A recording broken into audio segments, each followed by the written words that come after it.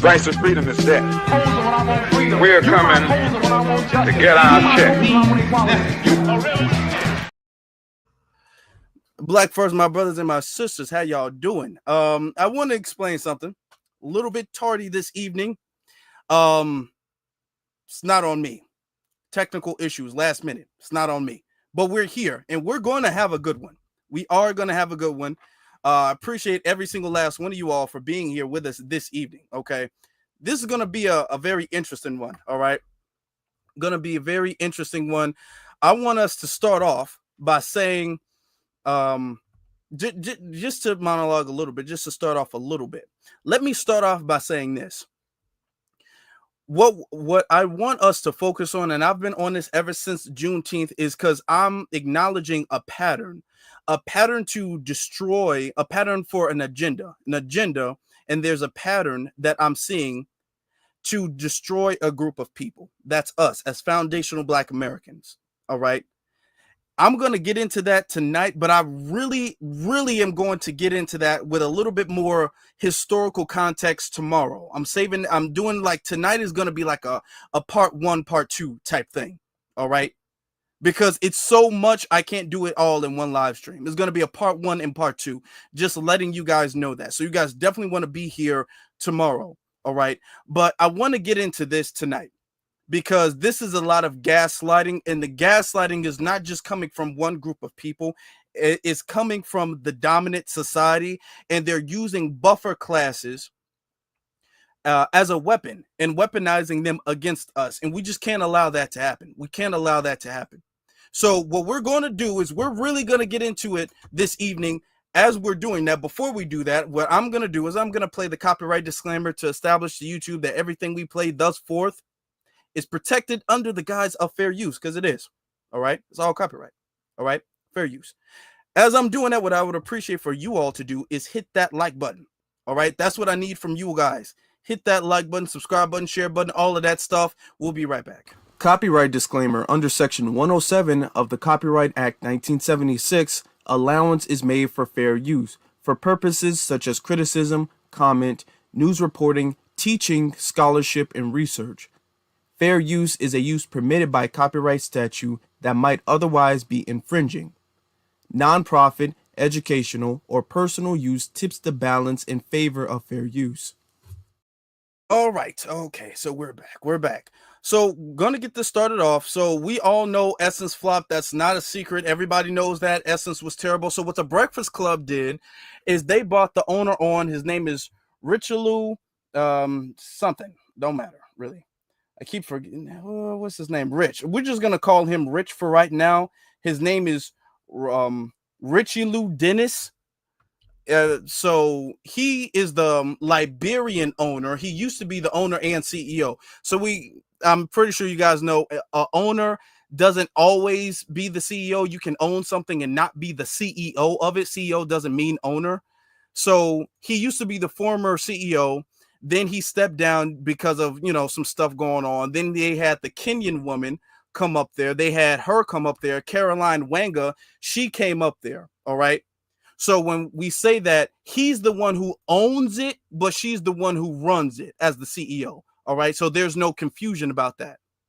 So let me pull up the clip. Let me get this stuff from what the Breakfast Club was sent up there talking about, thinking they was doing. Okay. So this is one. This is the first one they brought it up. Let me get her off. Of course, the trending the last couple of days. All right. Hold on. Now, of course, trending the last couple of days was the Essence Festival. Yep. 31st Essence Festival. Yep. Some people were upset. Some people were mad about timing. Some people said it wasn't as packed as it usually is. They were mad that Target was a sponsor. So I know you're here today to break some of that down. So yeah, what happened? I guess Essence Festival weekend. Yeah. Okay. First off, and I got to stop this real quick. First off, let me address the thing. Target. Let me just get that out the way.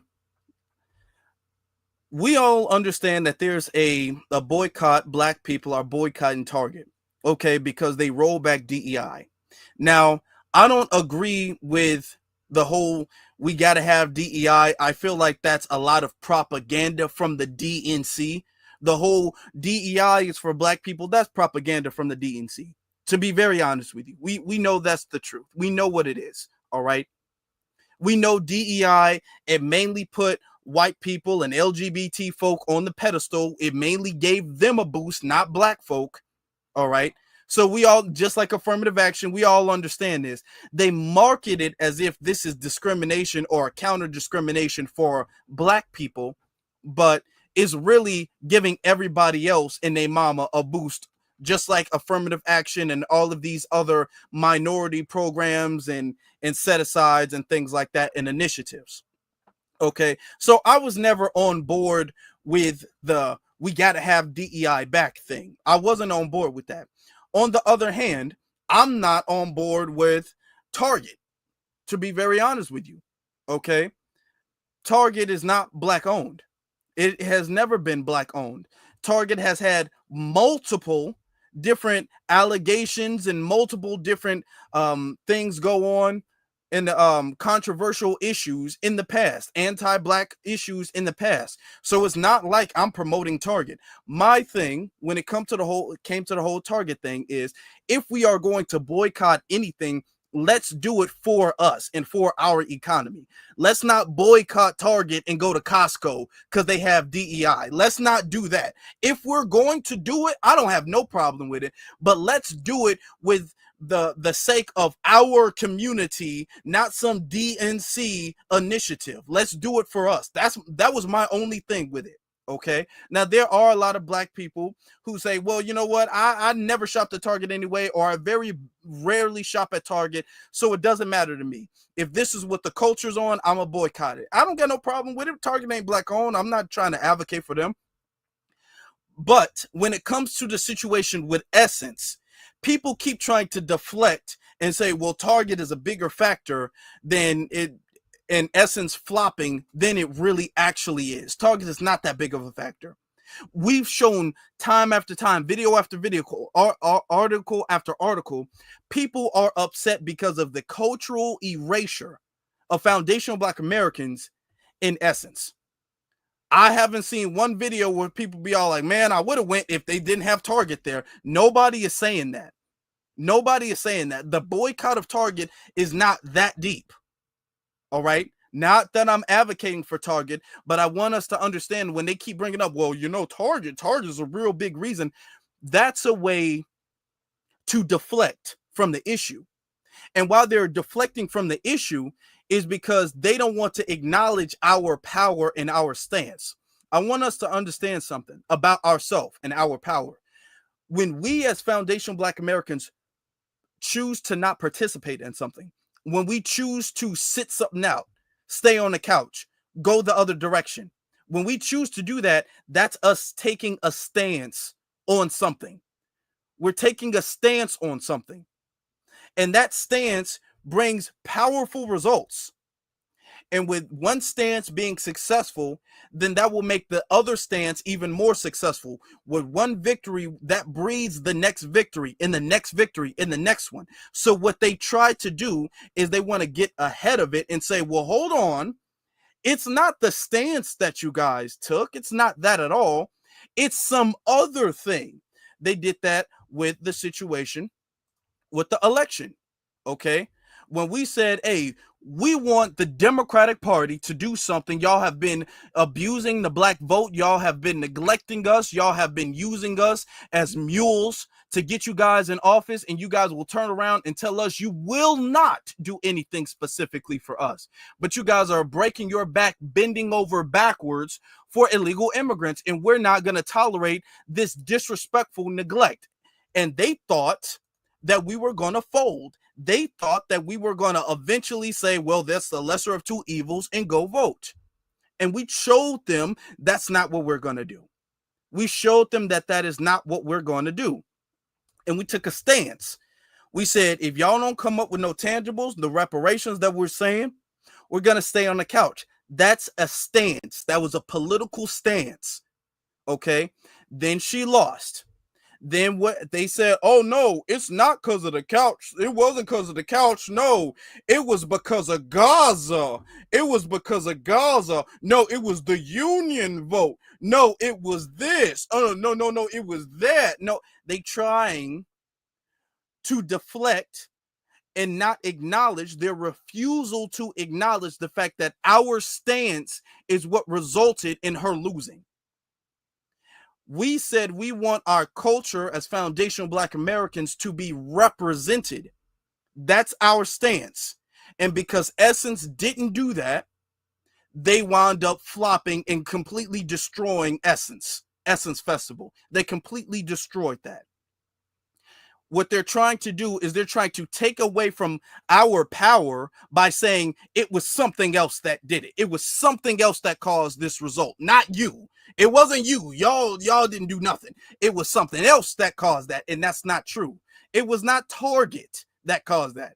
Okay, it was the fact that our culture was not represented, and they said that themselves. But DJ Envy and the Breakfast Clubs, because they all kind of work for the same DNC masters, they came in to try to save face for the Essence Festival. So he's asking a disingenuous question. Well, I mean, was it Target? Is it because the performers were late?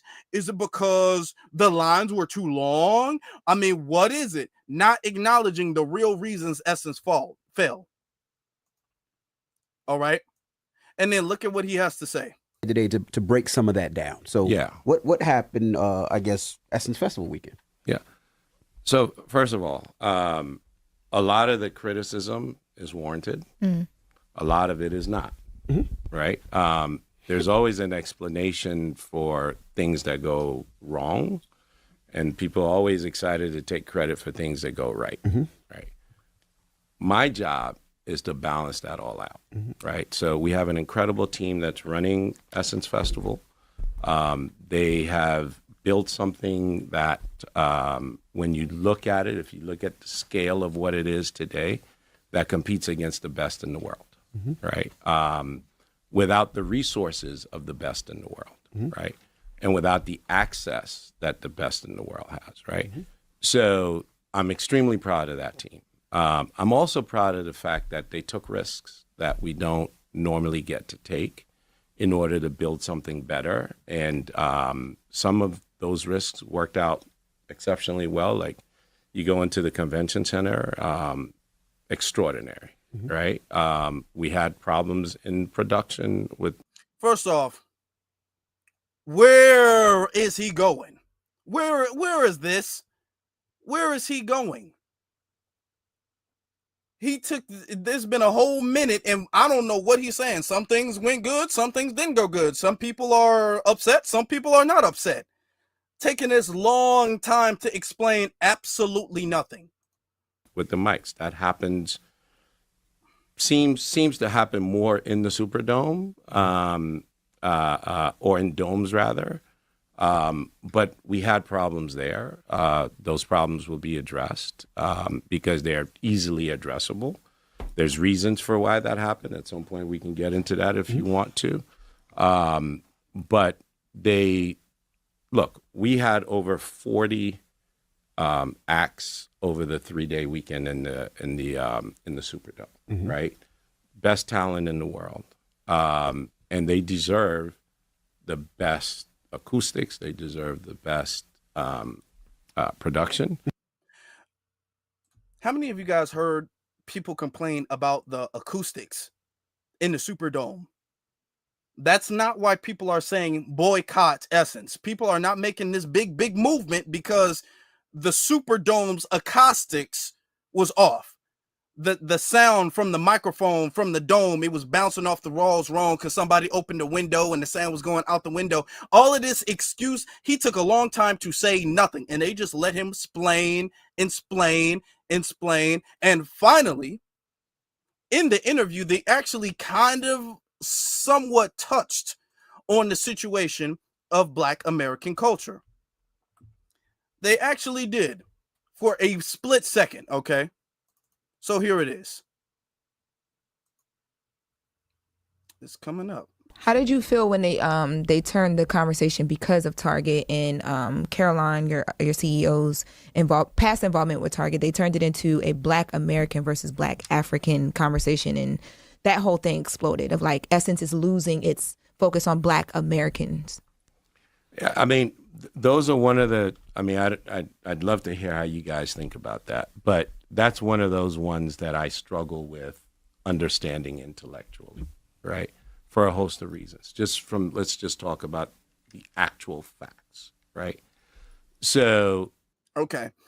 He talks real slow. Okay. But he says he struggles with understanding that intellectually. Okay. Now let's let him go. And I want you to understand this came towards the very end of the interview. They didn't harp on this problem, which is the problem. They didn't touch on this for very long at all. we had, I don't know, 40 plus acts and performers, right? We had one Jamaican act, Buju. performer Buju, and we had one African performer, Davido, right? That to me doesn't say that we're losing our center, right? We remain extremely centered on African American culture, right? And on Black women. That's our center. That doesn't mean. All I want you guys to do is remember he said that. He said we remain centered. We're not losing our center. We only had 2 acts who are not. We're not losing our center. We remain centered. Okay. Just remember he said that later on. Okay. So they're not losing their center. Let him tell it. It was the acoustics that was the problem. Okay, that was the problem why Essence flopped and had record low tickets, and everybody's talking about boycotting Essence, and people are talking about this is the worst Essence ever because they had microphone issues. That's what they're saying. Okay. We can't expand out from our center. All it means is we can't lose our center. So if you were on the ground, if you were there, you see that center is very much there, right? You go into the convention center, right? You look at what happened on the stages. You look at what happened. If you were there, you know that we're still centered, right?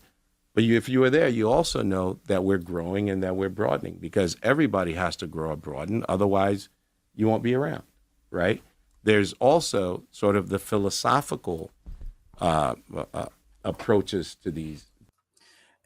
Everybody has to grow and broaden, otherwise you wouldn't be around. How did Essence survive for all this time before?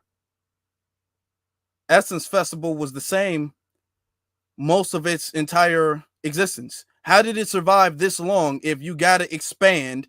And when they say expand, they mean expand to other things and other people to make it more interesting and palatable to other people. Okay, that's their expansion. But they still keeping the centers. What he said, okay, that's what he said. To this is, I view myself as Black. I've benefited from being Black, and I have also lost from being Black. When I walk in the room, what people see, if they don't know me, when I walk in the room, I walk down the street, they see a Black man, right?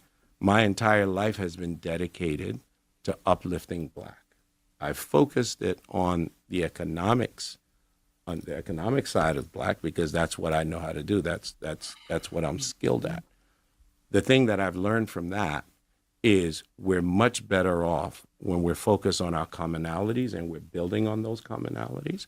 As I said earlier, I grew up, King, Garvey, Lumumba, right? That the thinking around, hey, we have a much better chance of developing and growing our communities when we find the commonalities and the alignments and we're working towards shared goals and shared objectives. When we don't do that, we become much smaller, right? And much more volatile and much more vulnerable. I can't even believe you took the time to explain that. If Well, me, but, I mean, some if people me, need to hear. Buju Banton, and DeVito are walking down the street and a white supremacist see us, guess what he see? Black. Niggas. That's it. What are we talking about here? Do you feel like though with criticisms like that and like, you know, Okay, we're gonna get to that. If you, Buju, whoever he said, if y'all walking down the street and a white supremacist, that's their modern version of if a cop pulls us over, he's not gonna ask if you're FBA. They say that all the time. Remember, they say that all the time. If a cop pulls us over, he doesn't care if you're Nigerian, if you're FBA, if you're from Ghana. He doesn't. It doesn't matter. He just sees that that's their excuse of saying that. Okay. Playing dumb. Let her say what she has to say. just some of the stuff that you would feel like we're not going to, because y'all took ownership for a lot of things even before the articles hit, right? The things that you're like, this is nonsense, we're not going to take ownership for that. Do you ever feel like it's kind of like unfair? Are you ever hurt by it? Because you do so much centered in Black people. Yeah. Regardless. So the whole interview, and I'm gonna say that he does so much, and they act like they don't understand or whatever the case is. They were gassing him the whole interview. This is the Breakfast Club attempting Charlemagne, Envy, all of them sitting up there trying to save face and make it seem like the backlash that Essence was getting should be dismissed. And the backlash, the only legitimate backlash they should have is audio issues, because the acoustics in the Superdome can be a little off and they had technical problems. That's the only reason. They had technical issues and people don't understand the whole Target thing. Okay. They say they want to remain centered. They say they want to remain centered, right?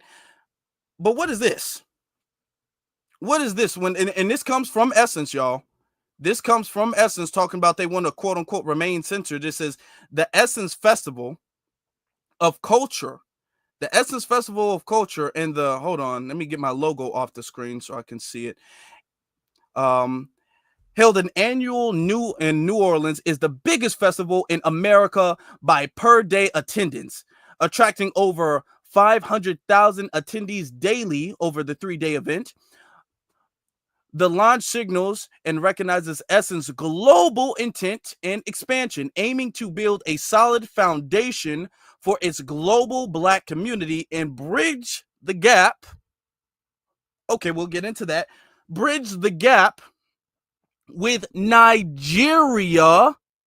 Nigeria, that's a country in Africa. That's not all of Africa. Everybody is not Nigerian, but Nigeria as a focal country due to its rich talents, history, and traditions. Okay. Is that the centering? Is that keeping things centered the way you guys are supposed? Is that keeping things centered? No, it is not keeping things centered. We are not going to sit up there and play that game where that's keeping things centered. It is absolutely not keeping things the way it's supposed to be. You guys have explicitly said that you guys are going to make Nigeria the focal point, the center of it. I'm not Nigerian. A lot of y'all not Nigerian. Why don't Nigerians do their own event and they can make their own culture the center of their thing? And this is why people are having an issue. Now, they're sitting up there acting like, oh, well, hold on. When the white supremacists see us, ain't we all the same? Ain't this all so stupid? Why are we like this? So now you're having a whole bunch of Pan-Africanists.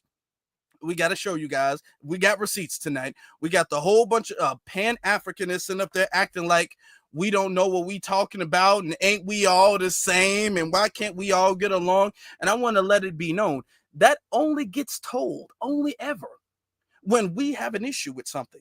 Oh, we got receipts tonight. Y'all lock in. Y'all lock in. Let me show you, okay? There are a few things that disappoint me more and break my heart more these days than the diaspora wars, honestly. I really think sometimes that we as Black people have more grace for non-Black people and their nonsense than we have for each other. And honestly, we've lost the plot with all of this infighting. We have such a low tolerance for difference and diversity within Blackness, and I really think it's due to the fact that Blackness in this white supremacist culture that we live in is collapsed into a monolith, so much so that even we have internalized the belief that we are a monolith and we should all be one way. And so when we're presented with Blackness in any form that could be different from what we think is the norm, it's jarring to us. And obviously the number one way that that occurs is through blackness from the diversity within blackness from different cultures. I don't know, maybe it's because Okay.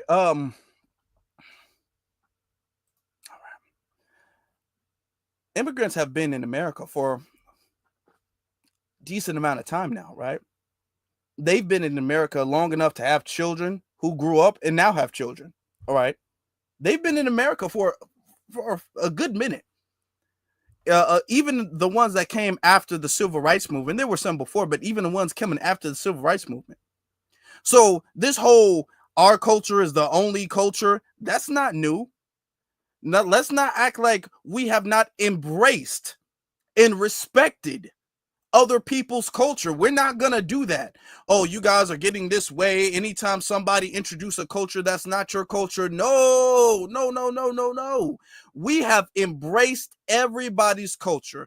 We have respected everybody's culture, everybody's tradition, everybody's holiday, everybody's festival. We've embraced everybody and everything they did, from the clothes they wear to the food they eat to the music to the all of that stuff. They've come here and they were welcomed with warm arms. They've come here and been welcomed 100%. We never said, well, hip hop is our thing, so you can't get in on this. We said, sure, get in on this. We never said, well, this is our culture, so you can't get in on this. Sure, get in on this. This stuff, our culture, whether that's our food, whether our music, our art, our slang, our fashion, we've let everybody get in, knowing they're not from here. So let's not be disingenuous and sit up here and act like the sight of a different culture, it kind of triggers us. Let's not act like that. We've been the most welcoming people the earth has seen. There's no other group of people that is more welcoming to another group of people's culture than we have been, ever. So we're not going to sit up there and be all like, man, the second somebody from outside of America comes in, y'all don't know how to act. No, that's not what's going on. Because I'm very much a Pan-Africanist with my perspective. For those who don't know, Pan-Africanism is a philosophy and movement that believes in the unity and solidarity of all Black people, or all people of African descent. And my question to the Pan-Africanist, if you believe in the solidarity and the movement of all of that stuff, why do you hold foundational Black Americans to a different standard than you hold everybody else? And I guarantee you guys, we're going to show you. We're going to prove the receipts. We're going to show you guys. All of these Pan-Africanists who are mad at us, why do they not have the same energy? Does Pan-Africanism mean something different for FBA than it does for everybody else in the diaspora? I want to know. Because the definition of unity tends to change when we get in the room. That's what I want to know. Nobody's speaking the language of us and togetherness and unity and nobody's speaking that till we get like I just want to know why the language switches up. But okay, let's let her go. Let's let her go. I'm the daughter of Jamaican immigrants. I was born in New Jersey. There we go. Okay.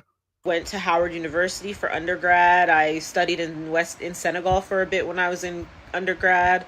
I lived in Houston for like 9 years after college, and now I live in New York City. But I think my exposure to the diversity of Blackness, which was inherent, right? Like I was born into a culture. I was born in America as a Black person, but born to Jamaicans, which is a different culture.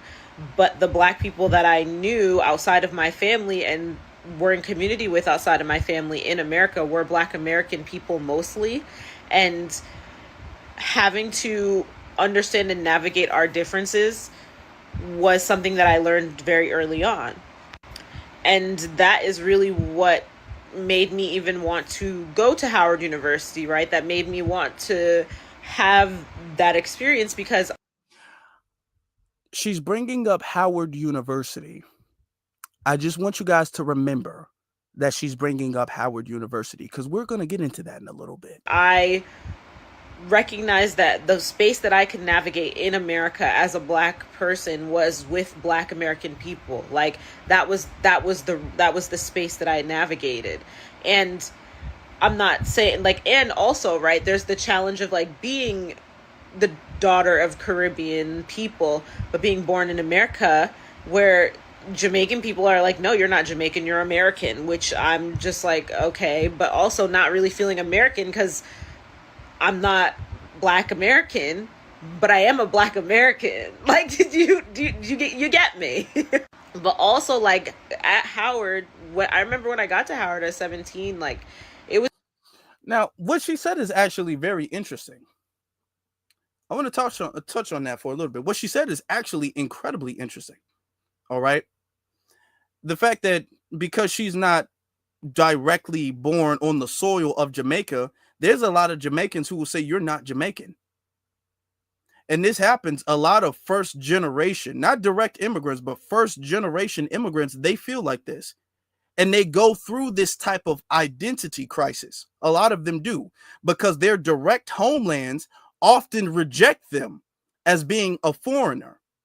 Now, what is very interesting about that is that they don't address the xenophobia of their homelands. Their homelands don't get addressed, okay? The fact that you are of Jamaican heritage, but Jamaican people don't recognize you or accept you as fully Jamaican, that should be addressed as Jamaican xenophobia or division in Jamaica, divisiveness in Jamaica. But notice they don't frame the conversation that way, that their homeland gets to reject them. And then if we say, okay, well, you're not going to be able to make this Jamaica 2.0, now we're the problem. We're the people who are saying it's a diaspora war when we say this land is already spoken for. The culture on this land is already spoken for.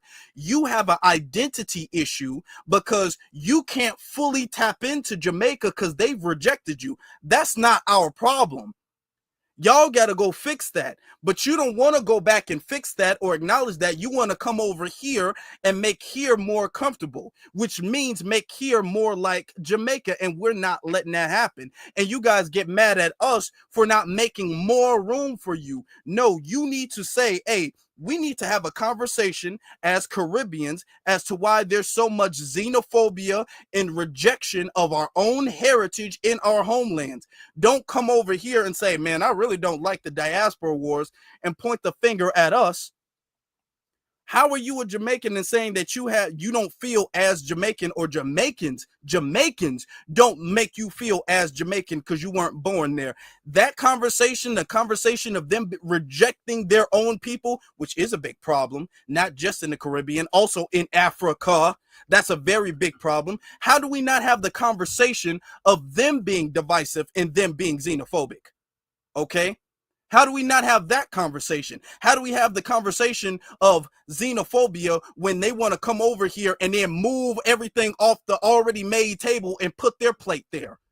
We already got a plate of food and dinner set up all on the table, and they want to come and just swipe everything away and then start putting their plates there. And when we don't let them do that, they say it's xenophobia. Well, y'all would have plates and tables and chairs and forks and spoons and all of that stuff back home, but you've been rejected. So your identity crisis starts at home, and that's who needs to be acknowledged, not us.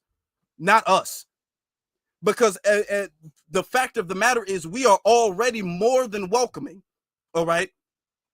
Right now, y'all want everything and you can't have it. And now, because you guys have been acting up, y'all don't know how to act because y'all got this identity problem. Y'all don't have nothing at this point. Now we saying actually everything we gave you, give it back. So, since y'all don't know how to act, you just give everything back. That's your problem, because your identity crisis starts at home. It's not here because you're not from here. It's just one of the most amazing things to me to see all the different kinds of like Black people from everywhere in this place learning and growing, and like different Black professors from all different parts of the world, like, and just taking courses focused on us and our history. I was a chemistry major, but I had a personal interest in history, so I made sure that I took courses in that. And understanding and learning about our diversity was never something that was scary to me. It was something that I thought was incredible and eye-opening and enriching. And also, it gave me the ability to think critically about why different Black cultures have developed in the way that they have, and why Black people from different parts of the world may think and feel and express themselves and think about the world in the way that they do. It gave me that context. Okay, well, you need to take that knowledge and all of the knowledge that you've attained, and you need to take that and go home and fix where you're from. Because here's the thing. Here's the thing. If you are of Jamaican heritage, now we understand Jamaica is a nation. So Jamaica is your nationality. Most people's primary identity is their nationality when they're speaking to other people from outside of their nationality. You know, so your region, your national region is your primary identifier when you're speaking to people who are not from that region. All right. So if I'm speaking to somebody from outside of America, I would say my primary identifier would be American. I'm Black. It would be a Black American, foundational Black American. If I'm speaking to somebody from another FBA, then my primary identifier might be my state or my city. You know what I'm saying? But your region is your primary, is number one people in the world's primary identifier, and your culture, but your region and your culture are almost 100% synonymous with each other. All right. Different cultures have different regions, even in the same nation. So if you are from that heritage, if you are of Jamaican heritage and you feel like Jamaican people don't even fully accept you because you were born in the States, then I know for a fact who doesn't have any Jamaican heritage, I can't go to Jamaica and move anything off their table and then put my plate there. I can't go off eating off their plate. I can't do none of that. They don't even acknowledge you, and you're of Jamaican heritage. All right. But they will come here and they will say that we're divisive for not moving aside. All of this, I can't go to Jamaica and be all like, hold on. Now, if a white supremacist came in here, they're not going to ask if I'm American. No, hold on there. If we get pulled over by the police, they're not going to ask if they only see us Black. I couldn't go to Jamaica and do that. You couldn't even go to Jamaica and do that. And you're Jamaican. And you couldn't even do that. But only here do we have this excuse. Now, it's interesting that you mentioned, what you mentioned, Howard University.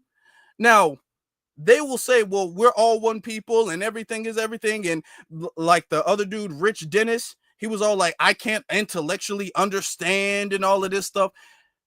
Why do we have stuff like this going on in Howard? African Takeover Day at Howard University. Why does stuff like this happen in Howard if we're all the same? Because when we acknowledge that we're not all the same, then that's us being divisive. That's us being xenophobic. That's us being hateful. That's us being alt-right and Black MAGA and all of this stuff. Yet they consistently emphasize the fact that they're not the same. They do that all of the time. Because if we were all the same and all from the motherland and it didn't really matter where you're from, as long as if it didn't really matter and we're all from the motherland and it's all, everything is everything, why would you even you wouldn't make this. Howard is already predominantly Black university anyway, right? Right? It would be different if this was another school, a predominantly white university, but this is already a predominantly Black university. So what do you feel like you're taking over then? Unless you feel like you are different from the people who are already there. Now, is this not divisive? I'm just asking. I'm asking for a friend if that's not divisive. I'm asking for a friend if that's not xenophobic. If that's not a diaspora war, saying it's African Takeover Day at Howard University, that's not a diaspora war. I'm just asking because I just want to know where the standard is as far as what can be considered a diversity or a diaspora war and what can't. I just want to know because I just don't, nobody's saying anything. But then you'll have them and they'll continue to bash us and gaslight us America, don't piss me off, because this is what y'all doing. Y'all pissing me off and y'all embarrassing yourselves. And y'all do not fight in front of company. We're pissing her off and we are embarrassing ourselves. Okay. Okay, so let me just tell y'all what I'm talking about. I'm so sick of this whole black on black war that y'all going on due to this Essence Fest mess. Okay, it's embarrassing and y'all need to stop. This is 2025. We are over here resting. We are trying to mind our business, drink our water, make our money, and be one together. But y'all want to sit up here. The blacks and the Africans want to be fighting and arguing over stuff. And at this point, I'm not even sure if it's the Africans. I feel like it's just the black folks. So we're going to talk about this today.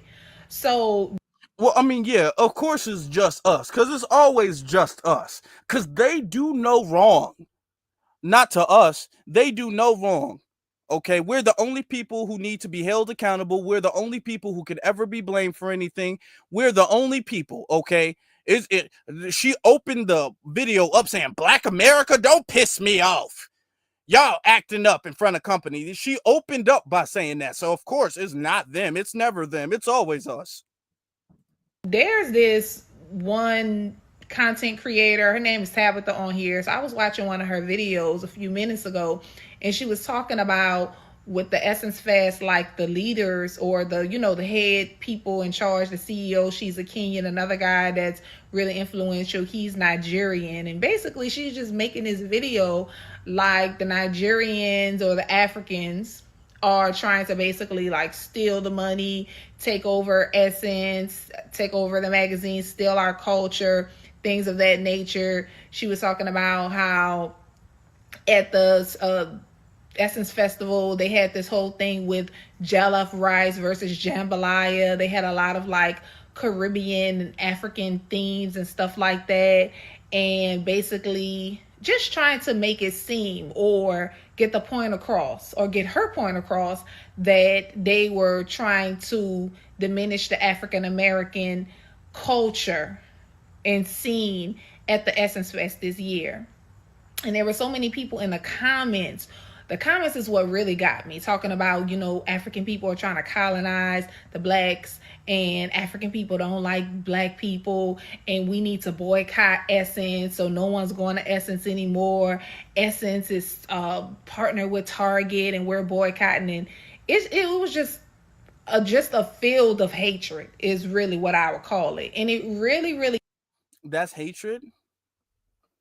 That's hatred? You would say that's hatred?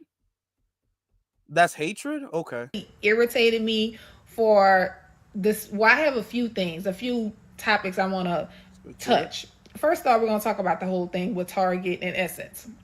So Target was one of the sponsors for Essence Fest this year. But the thing about it is that people have to understand that these sponsorships that Essence has with Target, a lot of these sponsorships are contracts that they have together, and they have to fulfill these contracts. And it can be year contracts, like years, like 5-year contract, a 10-year contract. And so it doesn't just mean that Target just went over there yesterday and was like, hey, Essence Festival, let me give you some money. No, they had this contract prior to that whole DEI stuff. So people are arguing and talking about they're going to boycott Essence and stuff like that because of Target, but they already had that. Essence had nothing to do with Target rolling back DEI and stuff like that. So they shouldn't be targeted for that. Which probably is more than likely true. Target has sponsored Essence many years before. That's probably true, what she just said. But that's not the reason anybody is upset with Essence. People are not upset with Essence because of Target. They keep trying to deflect it and make it seem like Target is a much bigger factor than it is. And then when you're sitting up saying that you're going to boycott a black festival that brings in so many people, that brings black people together, that brings a lot of people into the city, it brings in money into New Orleans, which is a majority black city, then what's going to happen when people stop coming? They lose money, people stop going, and then we're going to be fussing and arguing, talking about there's nothing for black people for us to celebrate and da-da-da-da. We don't have nothing. We can't have nothing because you're trying to tear it up. You're trying to boycott it. You're talking about you don't want to go to it. Then we have these people talking about, okay, the whole Essence Fest, they had this Caribbean vibe, this African vibe. They had no New Orleans vendors and all this and that. That's a lie. They had New Orleans vendors. They had a lot of black New Orleans people represented. They had a lot of black content creators out there. They had a lot of black performers out there. It was highly black. It was highly African American. So I don't understand. You're fussing about they had a whole jollof rice versus jambalaya, and people took offense to that. But anybody get on social media, you see all black people eating jollof rice. You see all black people eating fufu and soup, and egusi soup. So what's the problem? What is the problem of? Okay. Pause it. Let her go. I let her go for a minute. Everybody doesn't eat the same food. I'm not here to throw shade towards egusi soup, fufu, jambalaya. I'm not here to do that. I'm saying this as mature, adult, and respectful as possible. I'm not here to do that. That's not our food. That is their food.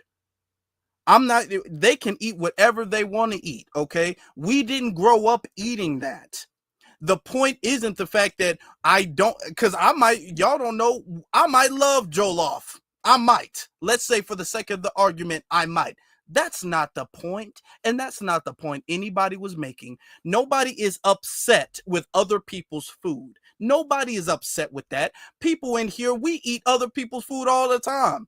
Even though predominantly we favor our food, but we go out and we eat other people's food. That's not the problem. She's being disingenuous.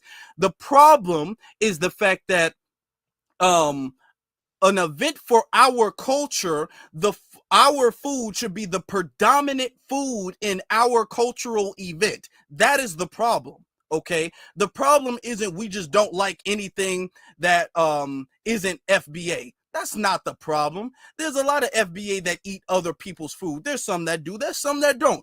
But the thing is that when it comes to our cultural event, we shouldn't be seeing other people's stuff.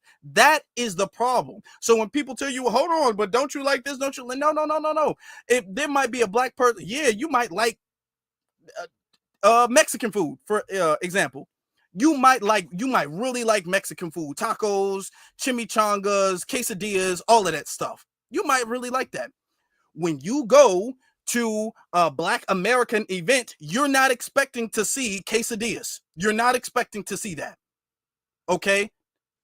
If I was to go to a Mexican event, I'm not expecting to see any Chinese food.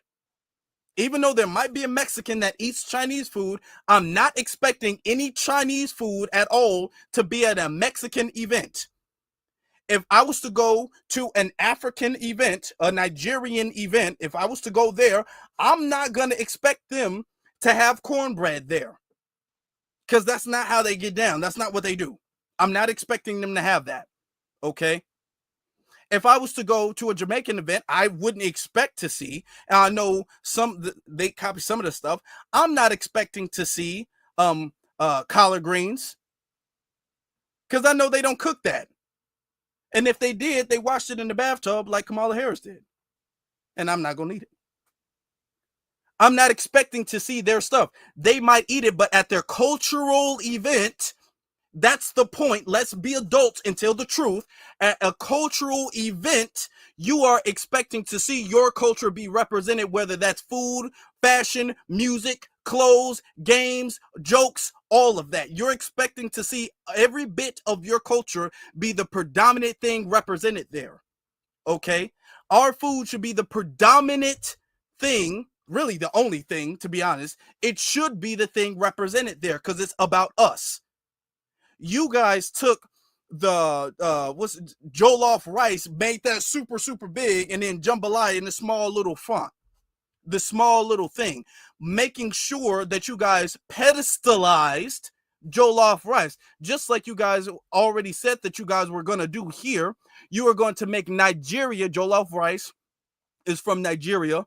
I think it's also from Ghana too. I think also in Ghana they eat jollof rice. It's another place, but I know it's in Nigeria. You guys are trying to make them the focal point. You're trying to center their recipes and their food.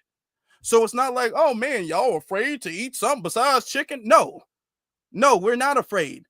But on that day, I only want to see some chicken. That's all I want to see. Some fried chicken and some macaroni and some collard greens and cornbread. And that's what I want to see. Okay. And some peach cobbler and sweet potato pie and yams. And that's what I want to see there. Okay. That's what I want to see. Us marrying our cultures together. Now, hold on.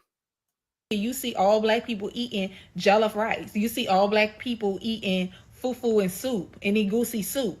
So what's the problem? What is the problem of us marrying our cultures together? People in those comments talking about, oh, because the Africans are... Okay, us marrying our cultures. What's the problem? What's the problem? Okay, now are you going to say that to them when they don't want us to do that? When they don't want us to be there, you're not going to say that to them, are you? Trying to take our culture. What culture are they trying to take? Do you not understand that our black culture derived from African culture? We are African. What's the problem? And see, No, okay, no. And see, that's the thing that, first off, right there, that is disrespectful. And that's going to be a thing I'm going to be talking about tomorrow, just about our culture in general, the part 2 of that. The whole we are African. This is why there's this big push for us to, even when it comes to who we refer to and what we refer to as, stop and separate and delineate from even the word Africa. This is why people are having issues with the word African American, because it seems like everything we do, we got to give credit to them. Everything we make, they get credit just by proxy. Okay. Now what they do and they can keep to themselves, but what we have, they win by proxy of us. And it's, well, you technically really African. No, we are not. We are not. We have our own thing. They have their own thing. Okay. Just like in the Asian community. Ooh, can we get deep for a second? Let me slow down. Let me calm down. Just like, follow me. In the Asian community, you wouldn't dare go to a Chinese place and say, well, I mean, Chinese, Japanese, Vietnamese, Korean, y'all all the same. You wouldn't dare do that. You wouldn't dare do that. Okay. You wouldn't dare say, well, I mean, y'all ain't y'all all Asian? You wouldn't dare do that. You wouldn't dare go to Japan and say, well, technically y'all came from China. So technically you're not really Japanese. You're really Chinese. You wouldn't dare do that. People recognize Chinese people and Japanese people as two completely different people with different languages, different religions, different cultures, different food, different habits, different everything. And if you said that they're the same, they would say that that's anti-Asian, that's racist, and they would want to fight you for that. You wouldn't even do that with Puerto Ricans and Mexicans. They don't like being called the same thing. You wouldn't say Puerto Ricans, Mexicans, same thing, same difference. They would be upset with that. But now if you say, well, Puerto Rican, ain't y'all from Mexico? Same thing. No. So you say FBA, ain't y'all really African? No, we are not. No, we are not. You're going to respect us the same way y'all been respecting everybody else. Y'all don't sit up there and try to dismiss, because when they do that, and this is why it's such an issue, when they do that, they are dismissing your uniqueness as a culture and a people. All right? So we can't allow them to get away with that. We can't allow them to do that. Our uniqueness is what makes us special. They are trying to strip that from us by saying anything we do should be credited to the entire continent, not even one country, the whole continent of Africa. Okay. And we're just not going to have that. No, everybody doesn't eat fufu or whatever the case is, because in Jamaica, they not sitting up there eating egusi soup. They not eating jollof rice. In Haiti, and all of these places. They don't eat what Nigerians eat over there. They don't even eat the same food in Africa. So what are you talking about? We all African. We are all African. They don't even eat the same or have the same customs or the same religion, the same clothes, the same anything in the continent. But we got to be the same? No, that's disingenuous. All right. This is why you're seeing a lot of people say that we need to let go of the entire term African American. It's why you're starting to see a lot of people say we need to let go of that. And they'll call us divisive and they'll say we're all African. No. Because they don't do that. When delineation by definition just means that we are acknowledging that two different things are not the same. Two things are not the same. Okay. That is what it means to delineate, to distinguish that two things are not the same. It's not bad.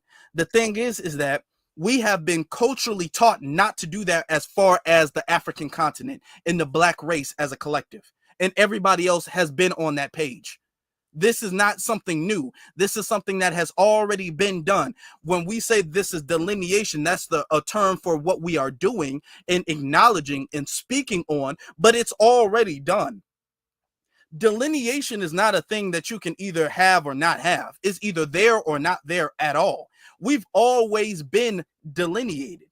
We've just never accepted and recognized that. Dr. Claude Anderson talked about that. We're not the same. We've never been the same.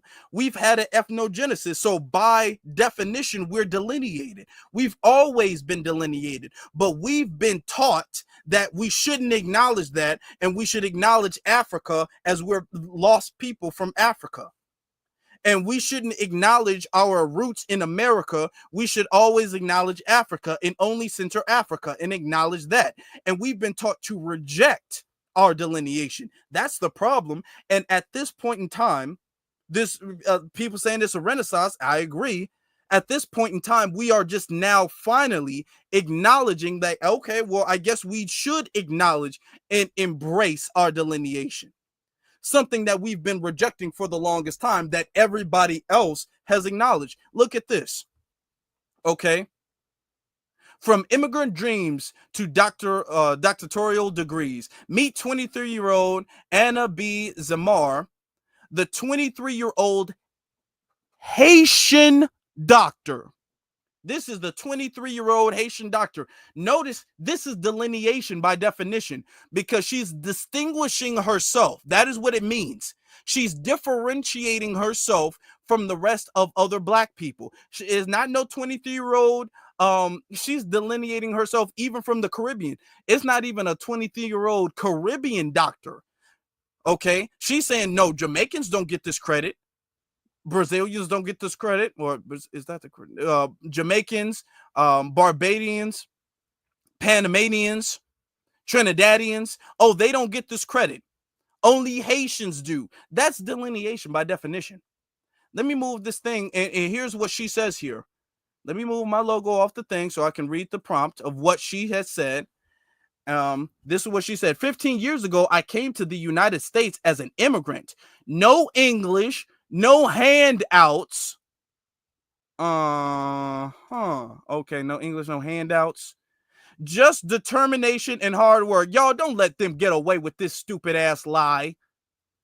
Just determination and hard work. And you came here 15 years ago. Please. You came there 15 years ago and had to learn English, and now you a doctor at 23. If y'all don't stop lying. Quote, no handouts. Okay, let me find out you got a scholarship off of your race. Okay. They be getting handouts and benefits and all of that stuff and help all of the time.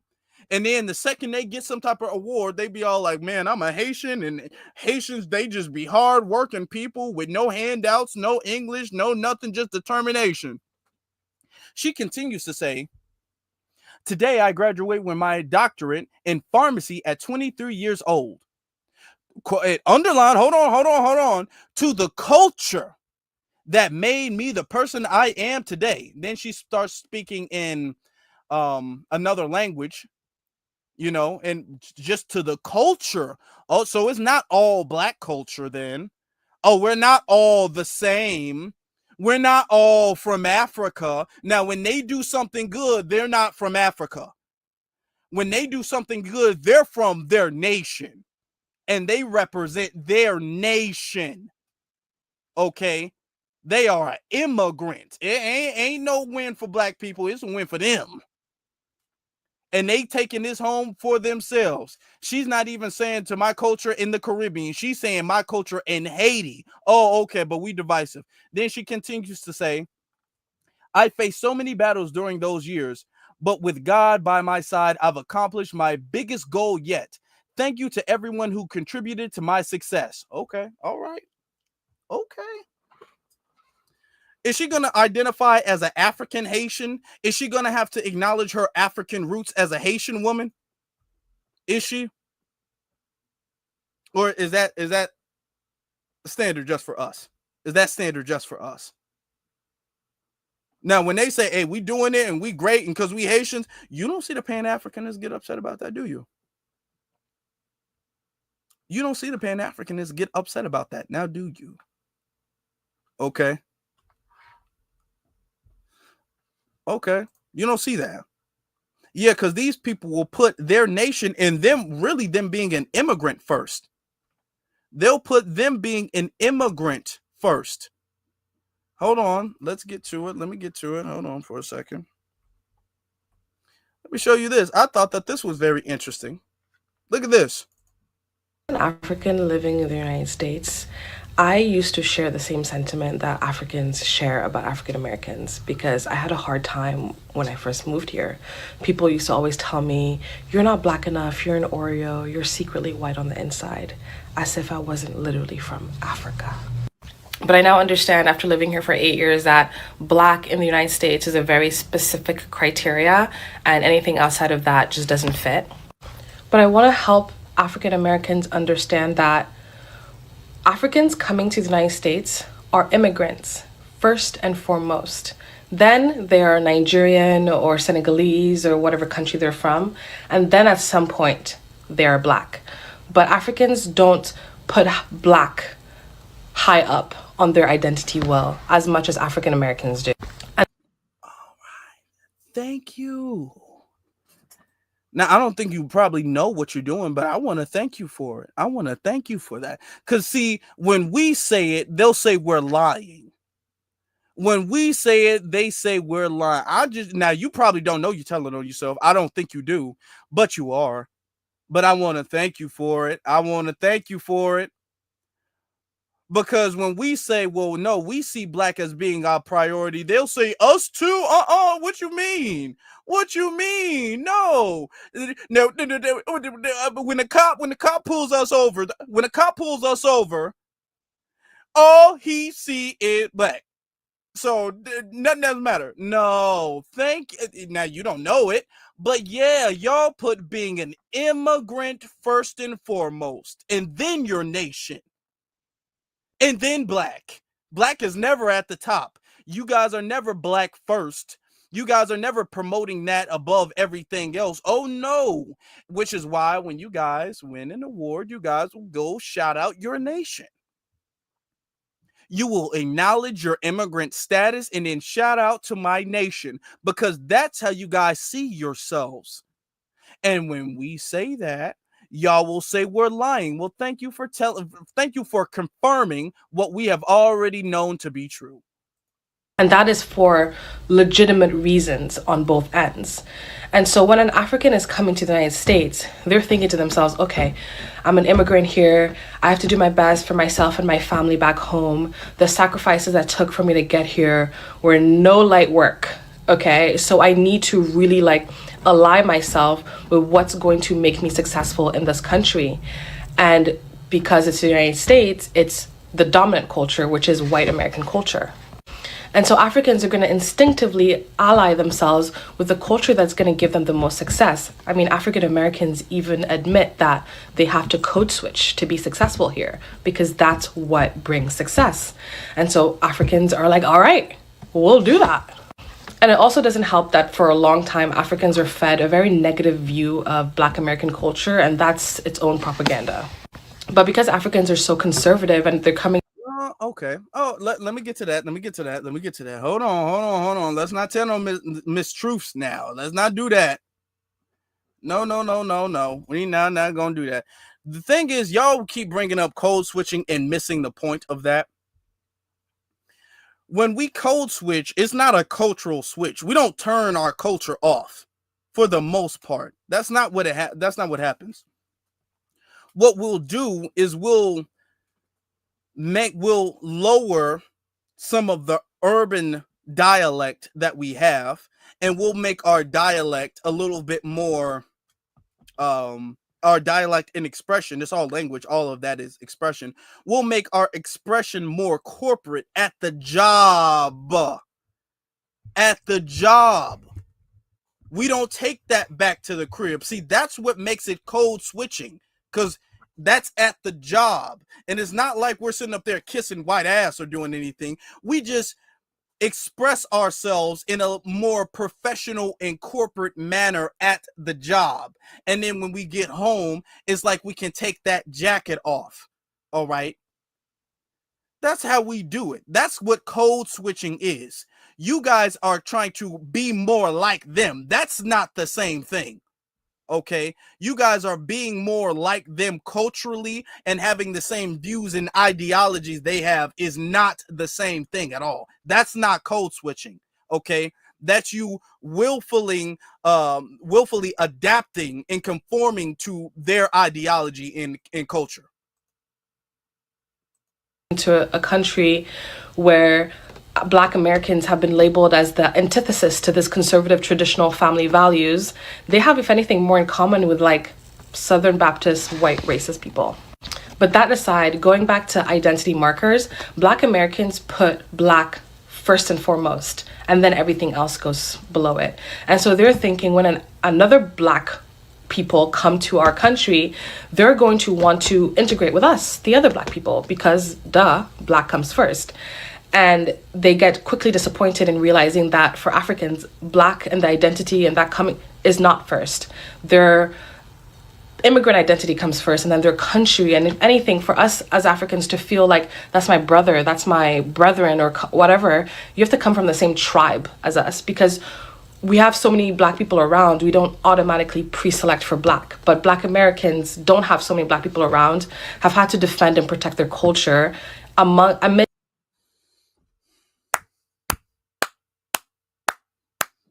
Just let them talk. That's all you gotta do. Just let them talk. Let them talk. Let them just let them talk. That's all you gotta do. Just I like it.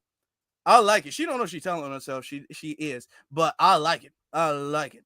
Okay, because y'all have tribalism issues that we don't have. You really just articulated the fact why we are winning. Okay.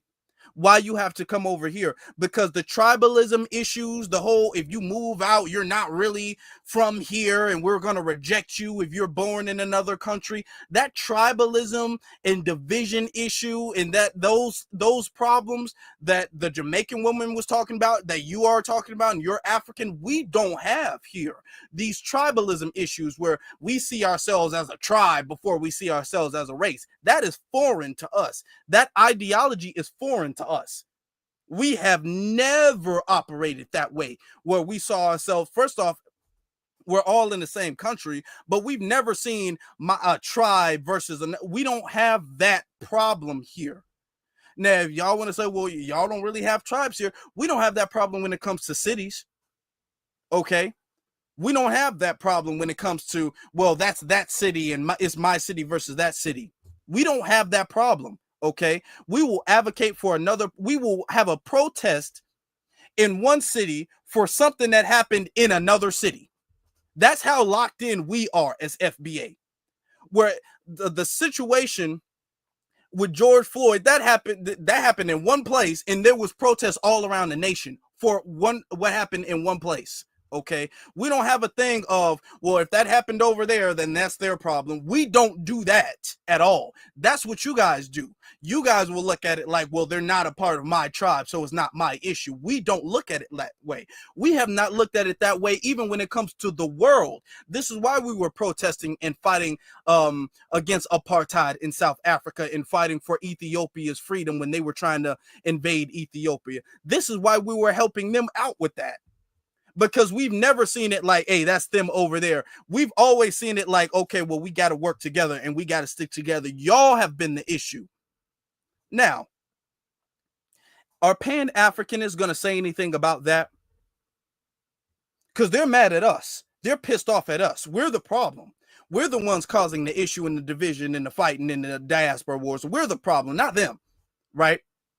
Are they going to say anything about that? See, with this, if you acknowledge this, then what you need to do is go home and have a conversation among other African people.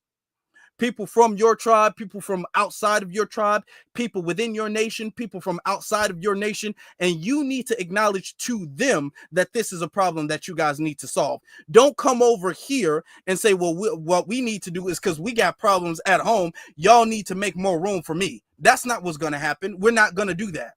We are not going to do that. We wouldn't even let our own families do that. Oh, I'm having problems.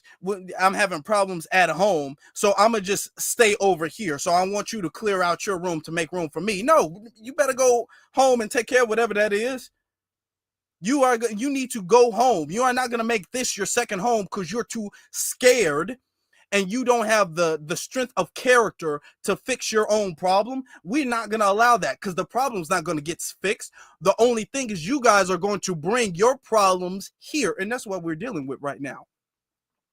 Instead of you guys coming and fixing your problems home, you guys have been coming and bringing your division problems here. And we just can't have that. Okay, we can't have that.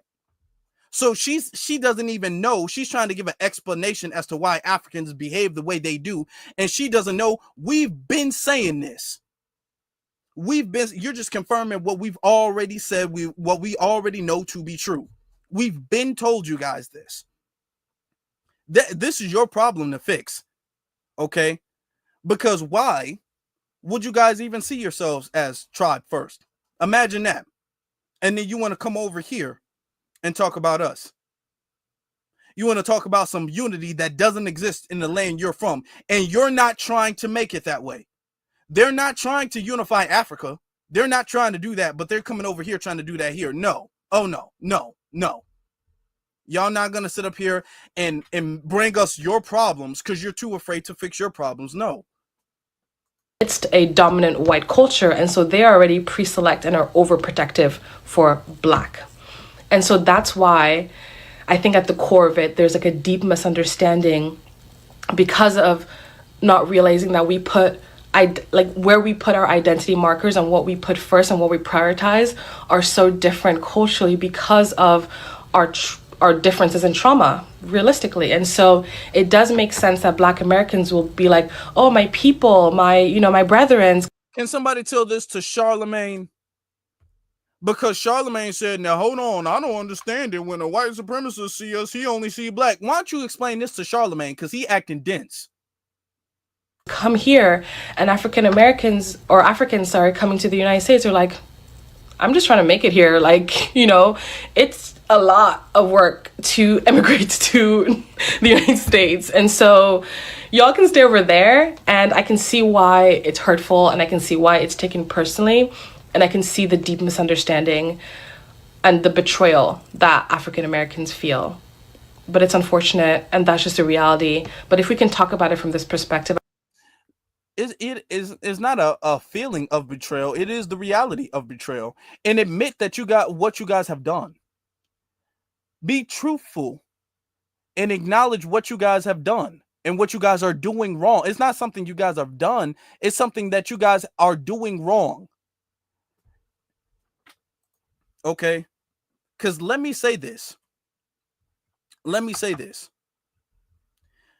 was an agenda for you guys to come over here. There was a reason for you guys to come over here. There was a plan. We had a plan. We've been having a plan. And as you just said, you just conveyed, y'all came over on some, that's not what we own. We are not here for that. We are not here to fight no racism. We are not here to make the world better. We are here to get paid. We are here for money. We are not here to rock the boat. You guys have been coming over here and saying that.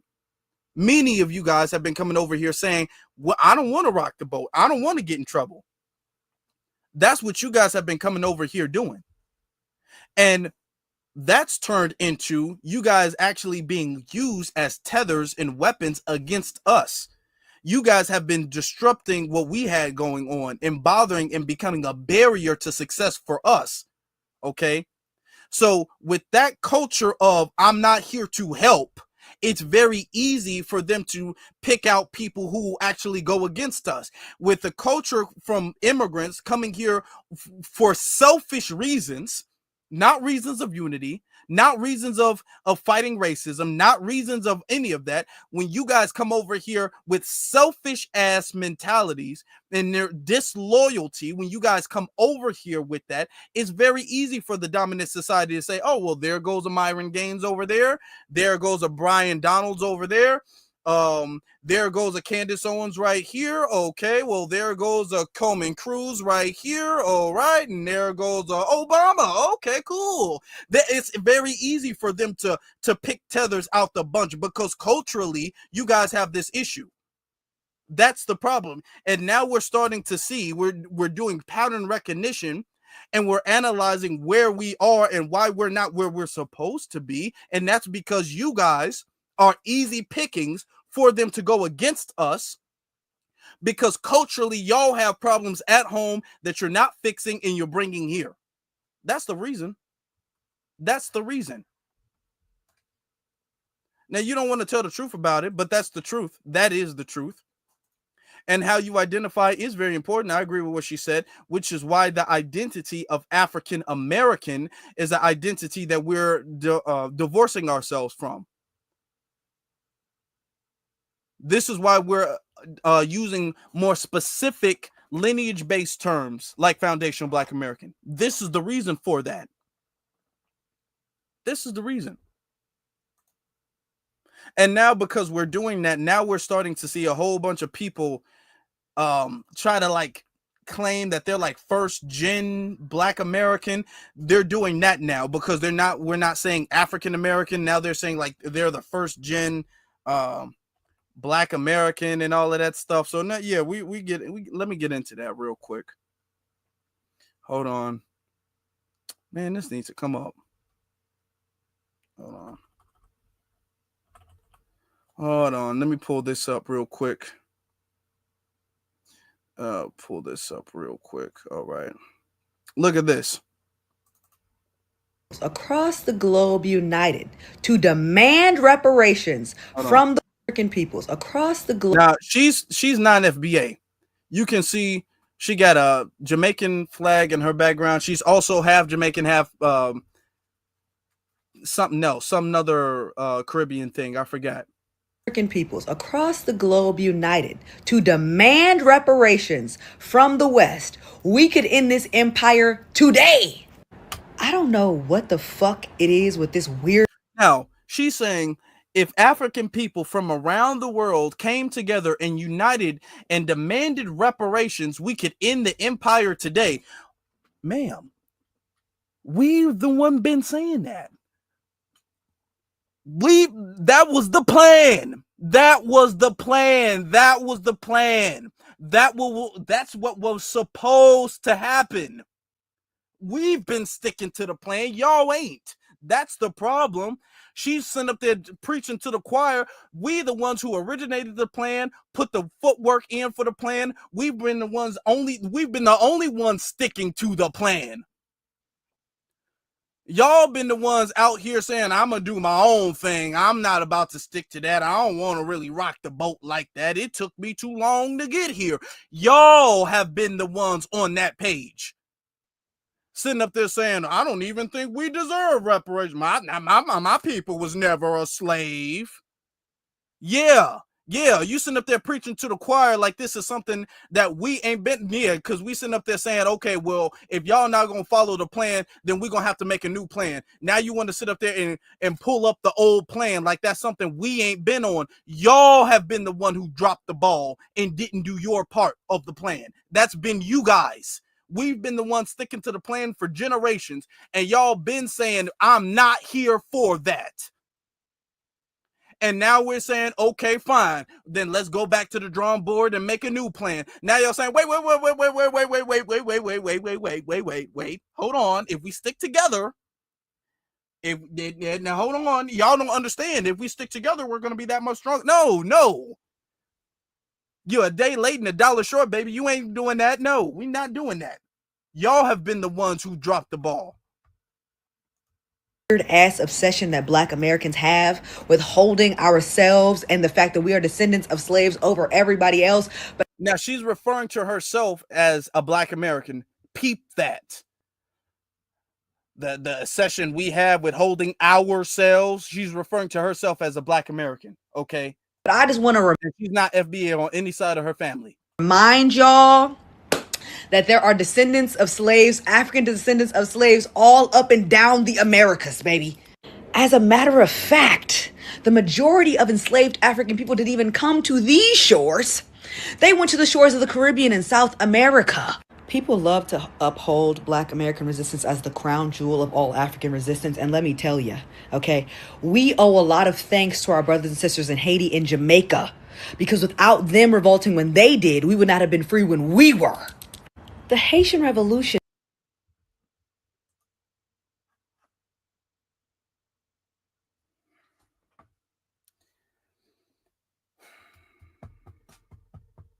If that's the case,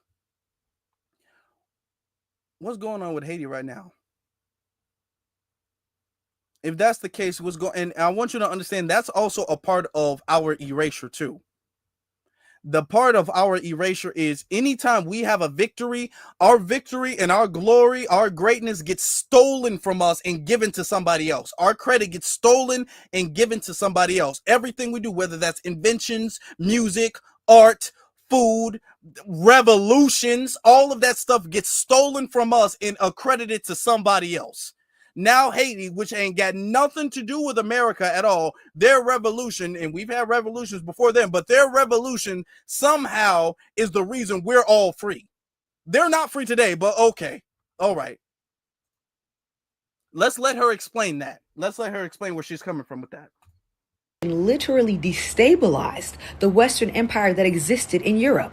And the West. Haiti destabilized the Western Empire in Europe? Okay. So if Haiti got its independence in 1804, why did it take for a good 60 years later for there to be a civil war in America?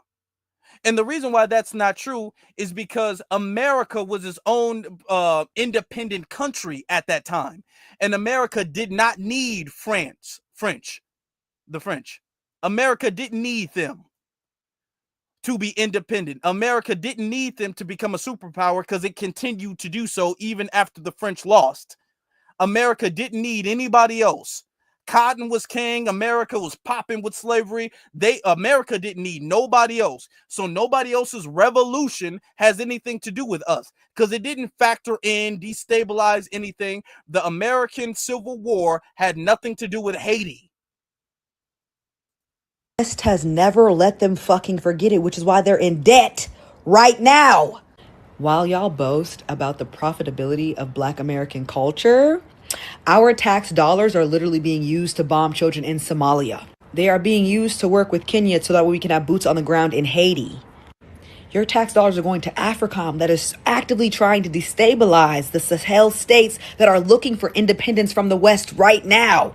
So if you think being born on this land makes you more exceptional than other Black people, if you think that being born on this land means that you get to have all of your comforts on the backs of African people all across the world, then congratulations, you've officially been assimilated into the American identity. Pat yourself on the fucking back. If you made it this far into the video, go ahead and comment a middle finger emoji because fuck America and its exceptionalism, bitch. Yeah, but you ain't gonna plant. You ain't moving.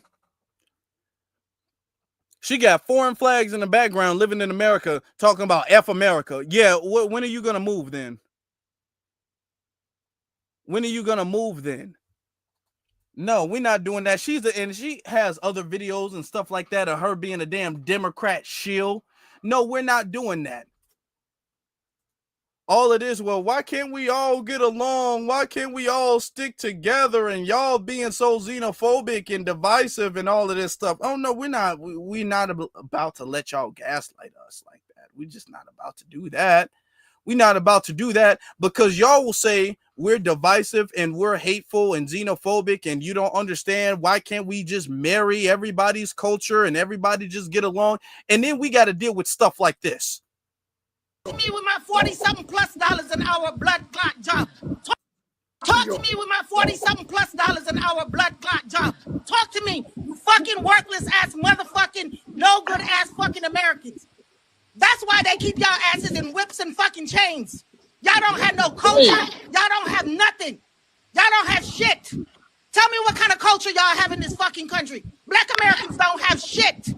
Y'all are fucking worthless, bum-ass motherfuckers. Like I said, get up every day, go collect fucking food stamps, live on fucking Section 8, and want to take the people them fucking food stamp money and go buy crab legs. You worthless motherfuckers. Anything else? Stop signing me. I'm gonna drop you. Stop. Anything else? Boy, this is good TV. Anything else? Go ahead. The floor is yours. Cool. We crackhead. Yes, I'm here, motherfucker, to build a better opportunity. I can't wait for Donald Trump to send all you dumb Black American worthless ass motherfuckers to fucking alligator Alcatraz. Goodbye. Woo, okay. But now we the problem. We the problem. We got to deal with stuff like this. And they don't call her xenophobic. They don't say her land is divisive and her people are divisive or problematic at all. And we got to deal with stuff like this on a regular basis. And if we don't just stay quiet, just stay real quiet about it and just turn the other cheek for the greater good, then we're the problem. So we hear stuff like this and all we got to do is chalk it up to one person. But let somebody say, hey, I'm not African, or let somebody call somebody an African booty scratcher. All the diaspora wars is back and you guys always making fun of Africa. You guys do it. Oh, they will go off. All of the unity. Is somebody going to preach to her about unity? I've been showing several videos of them talking about unity. And y'all acting like we not the same people. Unity. Okay. All right, but we got to deal with stuff like this. Tethers like her talking about she wish we go to alligator Alcatraz or whatever the case is. Okay, but yet we're the bad guys. We hear stuff like this, and then next thing you know, we get preached to by people like him. A lot of comments like this under my video, and I just want to let everybody know what a FBA is. FBA stands for Foundational Black Americans. FBAs are a fringe group of Black Americans / African Americans who are highly xenophobic, and their ideology is rooted in American exceptionalism, American nationalism, and hyper xenophobia. Yeah, we're high. Okay. FBA is we're highly xenophobic. Okay, let me just remind you guys. This is what. Okay. Blood clot job. Talk to me, you fucking worthless ass motherfucking no good ass fucking Americans. That's why they keep y'all asses in whips and fucking chains. That's why they keep us in whips and chains. Okay, let's go back to the guy telling us that we're the xenophobic people. Okay, let's go back to that. FBAs are a fringe group of Black Americans / African Americans who are highly xenophobic, and they keep calling FBA a fringe group just to dismiss the fact that this is identity.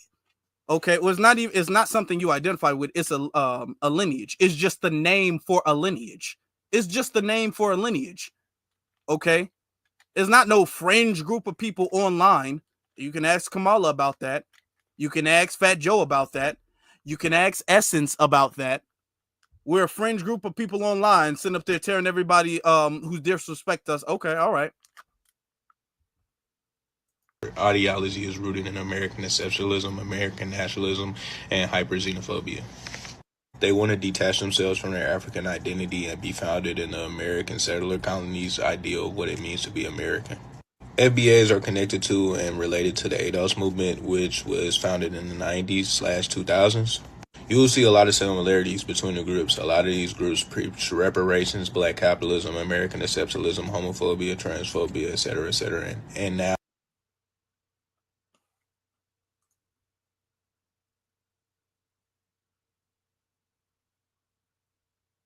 Okay.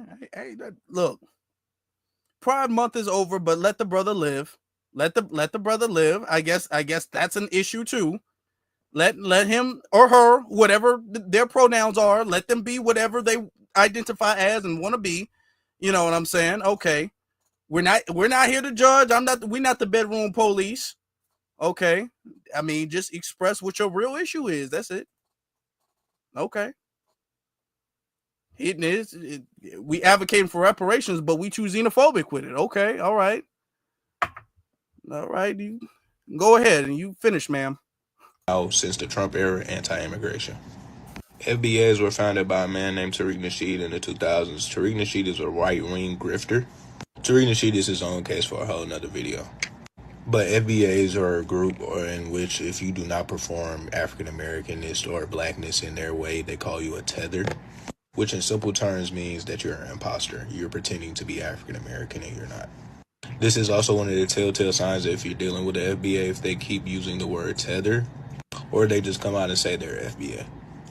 Now, FBAs are not representative of all African Americans. They're relatively an internet thing, but you do have some FBAs in real life. All of us are in real life. The lineage is in real life. It's all of us are in real life. The whole year, you do have some of them who are in real life. No, everybody is in real life. I'm in real life. You're in real life. We got thousands. Come on now. We are all in real life. What do you? So all in all, FBAs are just a loud minority on the internet who do not know what they are and what they should be doing. We don't know what we are and what we should be doing. Okay. When you figure out your pronouns, come back to me and then you'll say something. Then we can talk when you figure out whatever they, them, she, her, it is. Maybe. I don't know. Let's get to some of the super chats, man. Y'all been so generous. Up Down Penn Avenue says, you know these tethers are claiming black now that FBA with the flag is delineated. Yeah, okay. Yeah, that's true.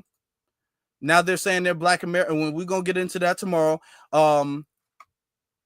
Snatcherdam says 1.5 billion of them and 43 million of us. Ask yourself, why do they need us to go to Essence? Good question. We need to bury the term African American this year. We really do.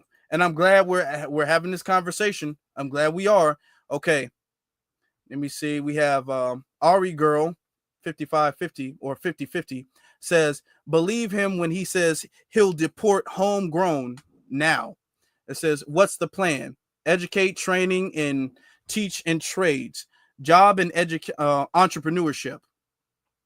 Jobs and entrepreneurship, question mark. I'll personally sponsor the training, books, and uniforms for 10 FBAs in the Southeast. Hey, that's good. That's good. That's good. Yeah, we all look at this point in time. We need to be sticking together more than ever. We need to be sticking together, sponsoring each other, getting these trades and jobs and all of that stuff. And I like that idea. Let's do that. All right. Crystal says, for speaking, give a $50 super chat, says for speaking nothing but facts. Thank you. I appreciate you. Thank you. Dakota's Jenkins says, they call us lazy, but the countries they're from are in shambles. Very true. And they've been colonized over and over again. We're our own. We're on our own. FBA hashtag Freeman. Okay.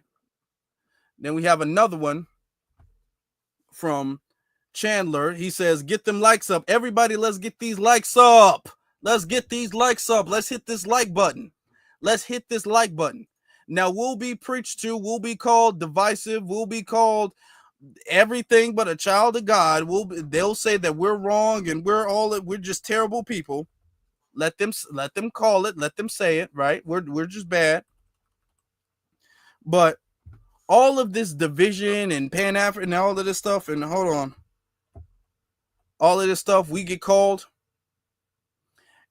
We look at this. We get called this stuff, and then so shout out. Let me pull this up. Anytime we sit up there and we acknowledge, now look at this. Y'all don't have no culture. Y'all don't have nothing. Y'all don't have shit. Whips and fucking chains. That's why they keep y'all asses in whips and fucking chains. That's why they keep y'all asses in whips and fucking chains.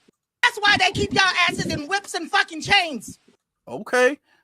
That sounds like a white supremacist to me, but okay. So that's why they keep us in whips and chains. All right, now let's look at this. Okay, so shout out to Mecca for actually posting about an event that she actually attended, because leave it up to you all, leave it up to the Black American MAGA. You would think that there was no representation of Black Americans at that event. Let me give this disclaimer. I am first gen Black American from my mom's side, and my dad is first gen from his side. Notice that they're starting to do that now. Now, notice that with that lady, with the other tether lady, there was a couple other tether. Notice that they're starting to use the term first gen Black American or first gen African American. They've never used that before. But now that we're delineating, and now that they're saying it's not no trend, is not a fad, is not something that's dying out, is not something that's slowing down. Now they're starting to say, well, I'm a first gen Black American. No. You are from where your heritage is from. Your heritage is not from here. Don't do that. If your parent, you are from where your heritage is from, okay? You are American by nationality, not by heritage. That's not where your lineage is from. Where is your lineage from? And they're saying this so they can be deceptive. Because when people think of Black American, you're not going to think of anywhere in Africa. You're not going to think of anywhere in the Caribbean. If we let them go ahead and say, well, I'm a first generation this, I'm a first generation this, then slowly but surely they're going to drop the first generation.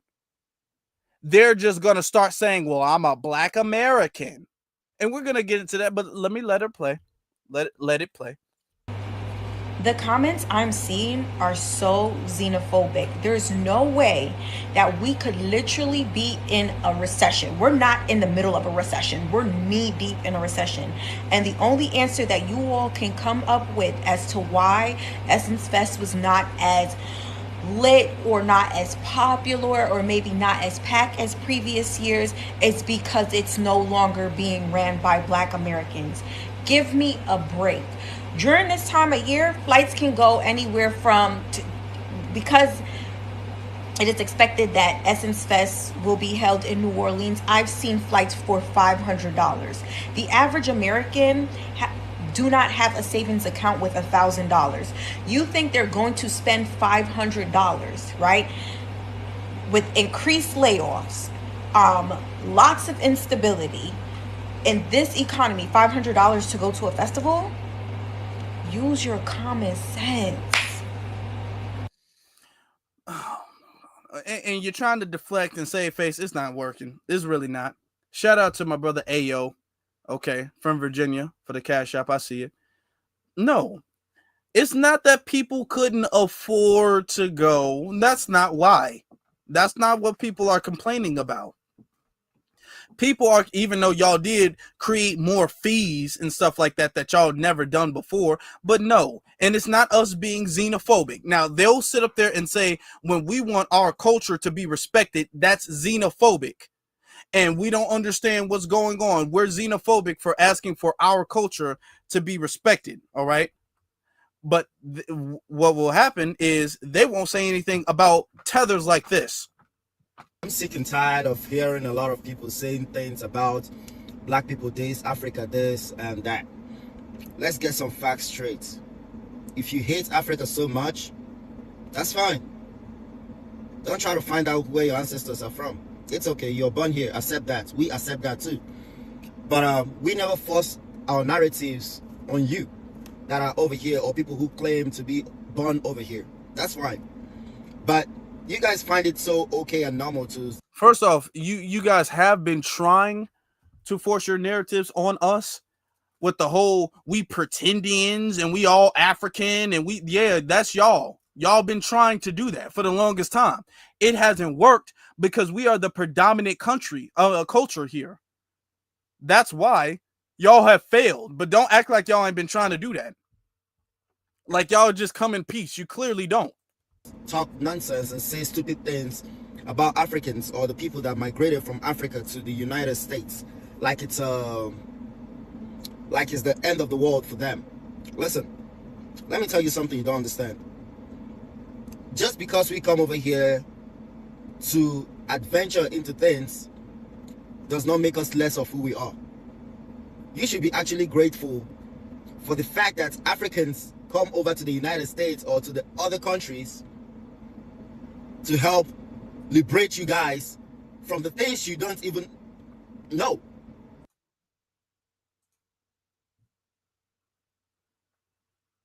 Oh, I love to hear this. I cannot wait to hear what we need to be grateful for your presence here. I can't wait. Can't y'all not wait? Oh, I can't wait to hear what he has to say of why we should be grateful to him. I can't wait to hear this. I can't wait to hear what he has to say. Okay? It's just like in the Bible, like when God told Adam and Eve not to eat the forbidden fruit. I'll put it this way. We are the forbidden fruit. There's a lot of things you guys didn't know existed until we started coming here. Ooh, I can't wait to hear what we didn't know existed until y'all started coming here. Oh, I can't wait to hear this. Come on with it now. If we didn't come here, some of you wouldn't even have that mindset to be trying to endeavor in different type of businesses. I'm not saying you guys haven't been doing that for a while, but at the same time, we are the evolution of you, not the other way around. No, specify what businesses. Because he said, yeah, y'all gave us the idea to get in businesses that you just acknowledged we were already in. So we should be grateful for them coming here, doing what we were doing, giving us the, hold on. Hold on. I think I might need a calculator or something. Okay. We should be grateful for them giving us the idea to do things that we were doing before they got here. Because even though we were already doing it, let him tell it, we were already doing that. If it wasn't for them coming here, we wouldn't be doing what we were doing before, or we wouldn't know to do. So we were just doing it. I don't know. Okay, hold on. I get it now. I don't have it. I don't know it. I can't. Hold on. Okay. But he wants gratitude. He wants gratitude for us. Okay. All right. Let's let him continue. And what's crazy about this is he 100% believes this. He's not trolling. He's not joking. He fully believes this. This is a conversation he has at home. This is a conversation he has in his community. He fully believes that he is the evolution of something that was already here. That doesn't really exist in his homeland, to be honest. The jobs that you come here and get, you couldn't get in your homeland, and we're going there. Because the whiteys are over there still playing that card on your head all the time. But guess what? We show in within a year, we get in houses, buying cars, feeding numerous family members, starting businesses. Should I continue? There's a lot of African businesses out there that employ Black Americans. Not really. Y'all practice nepotism a lot. Not really. Y'all employ your own family member and the people that live in your house. No. A lot of y'all not coming over here doing anything. Y'all wouldn't have any employment whatsoever had it not been for the fact that we fought for fair employment. Thank you, Dr. King and the Civil Rights Movement. While you want to come over here and talk about what y'all doing and why we need to be grateful for y'all. Regardless of their backgrounds, they still give them jobs. But some of you are over here easily bashing people that you don't even know about. Some of you find it easy to say, oh, you African booty scratcher, you this, you that. What about you if we have to choose to call you a certain name? Y'all ain't been calling us Akata? Y'all ain't been calling us that? Y'all ain't been calling us slave babies, and y'all ain't been calling us that? Y'all ain't been calling us stuff like that? You'll be so depressed easily. We don't get depressed. We don't. We just see things, find a way to move on from it. And that's why we believe we are mentally strong. We don't play on all this emotional stuff like every other. Oh, y'all don't play on the emotional stuff. And see, this is what they come over here and do. Okay. And we're going to talk about this a little bit more tomorrow. But the thing is, the truth of the matter is they come over here and they actually honestly believe, they honestly for real believe that they're doing better. And let me be very honest. And this is, I'm going to be, this might hurt some feelings. Y'all do better because in the eyes of the dominant society, I'm talking about their eyes, non-emotional, they see you guys as weak. And they allow you guys to do better. They don't see you as a threat. They don't see him as a threat. They don't see Myron and Candace and Brian Donalds and Coleman Hughes and Obama and all. They don't see them as threats. They see you as weak. They see you as somebody who is willing to conform to what they want. Just like she said. This woman. I think we can get to a better. Hold on. But I also she said that they come over here and conform. They see you guys as conforming. All right. Let me show you guys, because I'm not just going to say anything without actually showing you guys. I'm not going to say anything without just showing you guys that. Because when y'all sit up there and y'all act like you guys have the same issues that we have, and you guys actually don't. Y'all don't have the same issues we have. Hold on. Let me pull this up. I had this clip from a minute ago.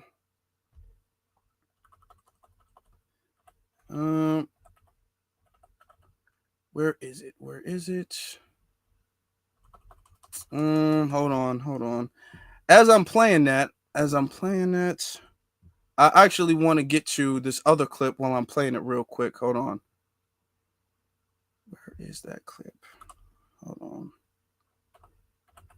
Look at this. Let me find this clip and let me play this. Hold on. Damn, my clips is all messed up. All right. Oh, damn. That's why. Got to take some of this stuff off. Technical issues. It's okay, guys. It's okay. Y'all hit that like button. As we guys are, as I'm fine surfing through the damn clips. Look at this. To African Americans, you cannot stand alone as a nation. Okay? That nation is taken.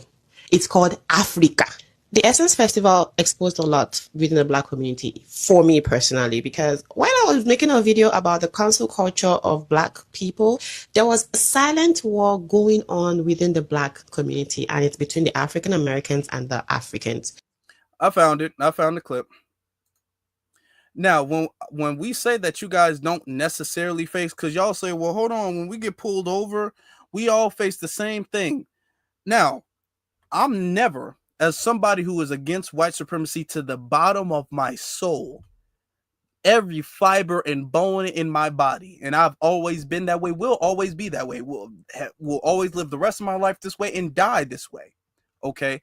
I'm not ever going to dismiss, belittle, ignore racism, even if it's coming from, or even if it's towards non-FBA people. Okay? That one woman, Hendrix, who called that little baby the N-word and was attacking that little baby, that baby was not FBA. But did you see me still addressing that and calling her out for that and calling people who defended her out for that? Yes, I did. I'm not going to sit up here and say, well, yeah, you can call a baby the N-word as long as the baby's not F. I'm not going to do that. That's not who I am. You guys know me better than that. I'm not going to deny that, okay? Do you know what's that one black brother who was jogging? I forgot his name. He was jogging or whatever the case is, and then the McMichaels came and they shot him with the shotgun. He's not FBA. But did I still address that knowing still he's not FBA? Yes, I did. Okay. I'm not going to dismiss that. There's a lot of people who are victimized and victims of white supremacy, and they're not FBA. And I'm not going to sit up here and say, well, you know what, Ahmaud Arbery, thank you, Ahmaud Arbery. I'm not going to be like, well, the Ahmaud Arbery video would have been bad if he was FBA, but he's not, so it's fine. I'm not going to do that. Now, I'm saying that to say we have to tell the truth about the problem to fix the problem. And the reason why a lot of immigrants come over here and think that they have an easier time is because the dominant white society sees you guys as easier to deal with. You guys are more conforming to them. Okay, they love different people when they conform. That's why they have the 5 civilized tribes. They come over here and they see you guys as people who are not willing to rock the boat, people who are willing to go along to get along. We are the people that they know are not willing to go along to get along. We have the culture that is willing to not go along to get along.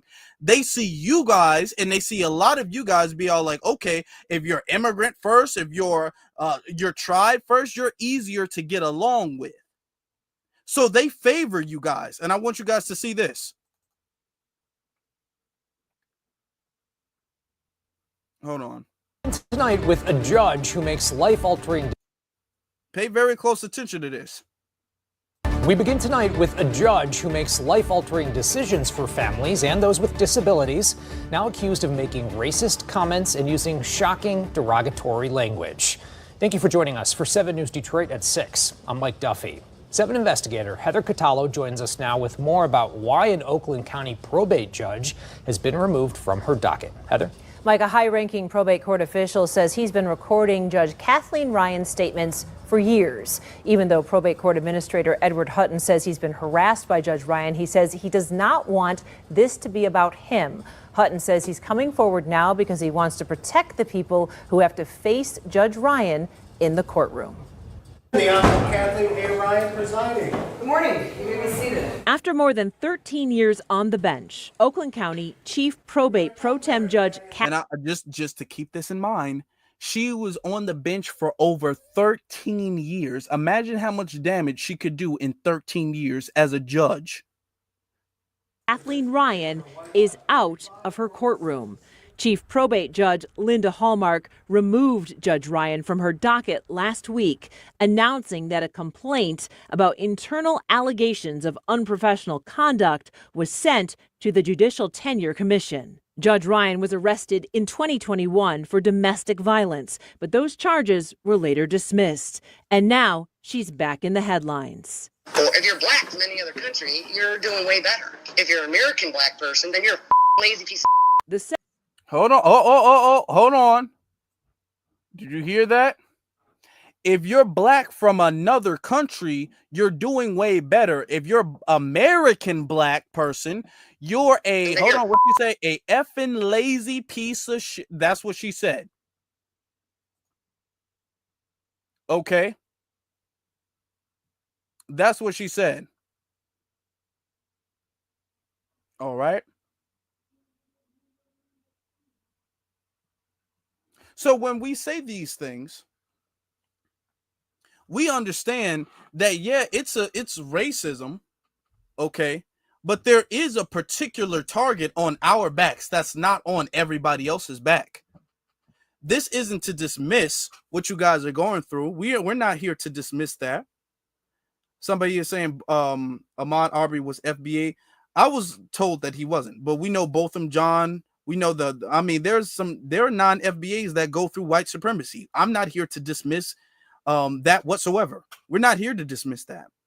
It's wrong to do that. I mean, I feel like if you do that, we're losing the plot when we start doing that. When we start dismissing and excusing or rationalizing or okaying racism because they're not from our ethnic group, then we're losing the plot. And I'm not here to lose the plot. All right. So yeah, he wasn't FBA. I'm sure he wasn't, but we're not here to lose the plot. Okay. We're here to actually save the day. We're here to complete the mission. All right.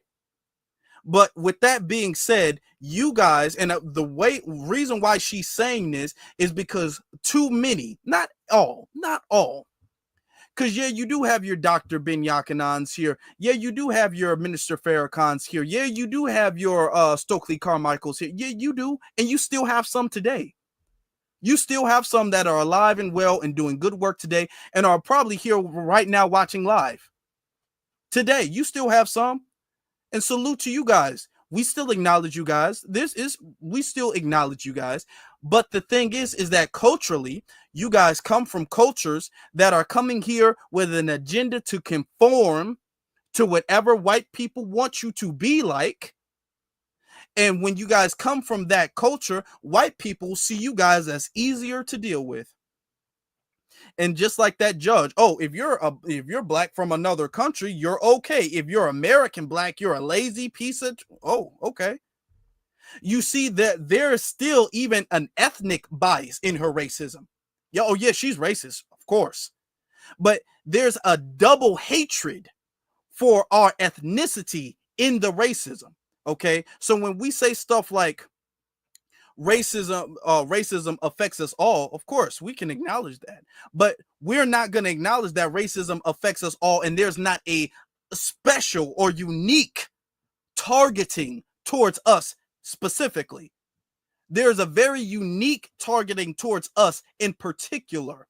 Not that you guys are not victims, not that you guys are not also targeted or victimized, but there is a unique disdain and hatred and bigotry for us.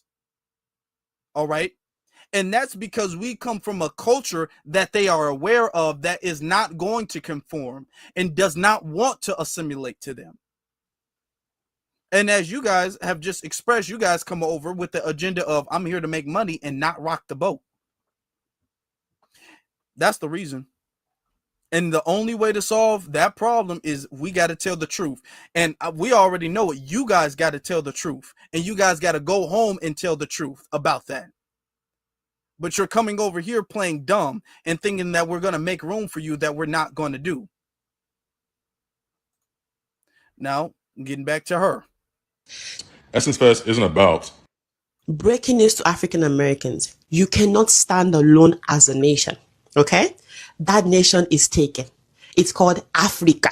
The Essence Festival exposed a lot within the Black community for me personally, because while I was making a video about the cancel culture of Black people, there was a silent war going on within the Black community, and it's between the African Americans and the Africans. Essence Fest isn't about all of the Black people in the diaspora. It's about Black Americans, all right? Who are you? You are African before you are Americans. The Americans don't want you. They don't care about your history, because when Black people are in the room, any number. Okay. Here's the problem with that. And here's the thing. She doesn't even think she's being disrespectful. She doesn't think she's saying anything wrong. She 100% believes in everything she's saying. She's saying the Americans don't accept you. So she views white. And when they say America, they've always used that as a euphemism for white. So that's what America means. And when she says Americans don't accept you, she means white folk don't accept you. So you're African. That's not how it works. We are the true Americans, to be honest, to tell the truth. We're really the people who have the biggest right to claim America at all. Okay? Yeah, we understand that we're not, but we're not trying to get accepted by white people. Us being American, foundational Black American, isn't up to white people. This is why so many people have an issue with the term FBA, because nobody else had a say so. That came from the culture. That came from the grassroots. It was evolved from Dr. Claude Anderson saying native or Black native. It evolved from that, and that came from the soil. That wasn't something that a white person gave his approval on, which is why they don't want us to use it. They don't mind us using African American because white people approve of that. But now that we're identifying with something that they have not co-signed, they have an issue with that.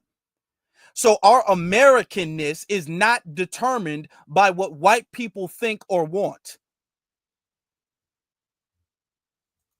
Black person cannot tell who's African or who's African American just like by looking at us. Look at the population of the entire continent of Africa. Ma'am, if y'all don't stop, black people, yeah, we can tell. We can.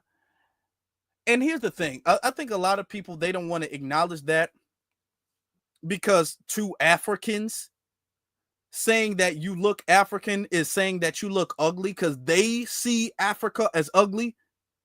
And they see Africans, they see the term, when people say you look African, they see it as an insult. They see it as you're trying to call them ugly. That's how they see it. I'm not saying that as an insult. I'm not saying that as an insult. You look African. All African people don't even look the same. I can tell if somebody's from Nigerian African versus a Nigerian from Ethiopia. They don't look the same. I can tell if somebody's African from Somalia versus if somebody is an African from South Africa. They don't look the same. All Africans don't look the same. So the whole they can't tell. Yeah, we can all tell. We can all tell. That's not saying that y'all ugly or whatever. Beauty's in the eye of the beholder. But the thing is that you guys don't want it. Oh, I don't look African. We all look the same. No, we don't. No, we don't. Acknowledge that. Acknowledge that. There's a phenotype. Now, there are some Africans that you couldn't tell unless they said it. For the very most part, when we look at you, we can tell. Just like for the very most part, when you look at a Somalian, you can tell he's from or she's from Somalia. Or when you look at a Ethiopian, when you look at an Eritrean, when you look at the Nigerian, you can tell. Let's be adults and tell the truth. You can tell.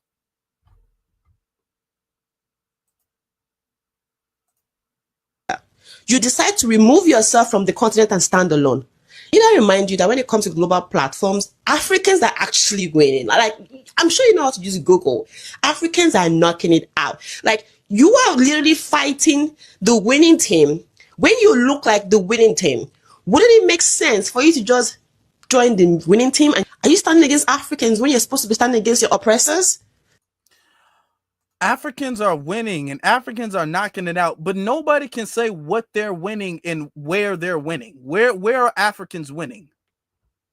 What are Africans doing that has not been done and is not being done still before they got here? All of this, they're winning and we need to act more like them. Okay, well, what are they doing that we need to be doing? Nobody can say what they're doing that we're not doing. Like, you say, I'm African American. Yeah, but the Americans don't want you. So you might as well just join the wagon that Africa is on as a nation. The narrative that's been painted like, oh, Africans act like they're better. We are not better. We are just more cultured. We have strict rules. The guardrails that we have been raised with is not soft. The freedom you have. Man, okay. And the thing is that they are sitting up there trying to say this with their whole chest. I'm not sure what part of Africa she's from. But when we go to now, they'll say we're winning because we're more cultured and we have rules and we have this. And then it'll be all like, okay, well, the number one place where paternity fraud is in Nigeria. You guys have children soldier and tribal wars going on. We don't got kids running around here with machetes and bazookas.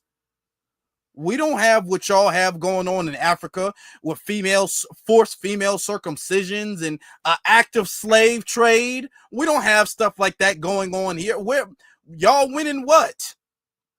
Y'all cultured? Y'all cultured? Why did you have to leave if y'all so cultured then?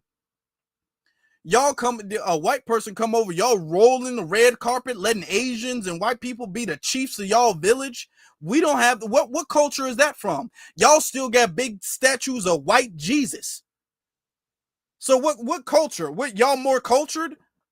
Y'all need to be less cultured. If that's your culture, you need to be less cultured, okay? Because your culture is what's messing you up. As African Americans, Africans don't have it.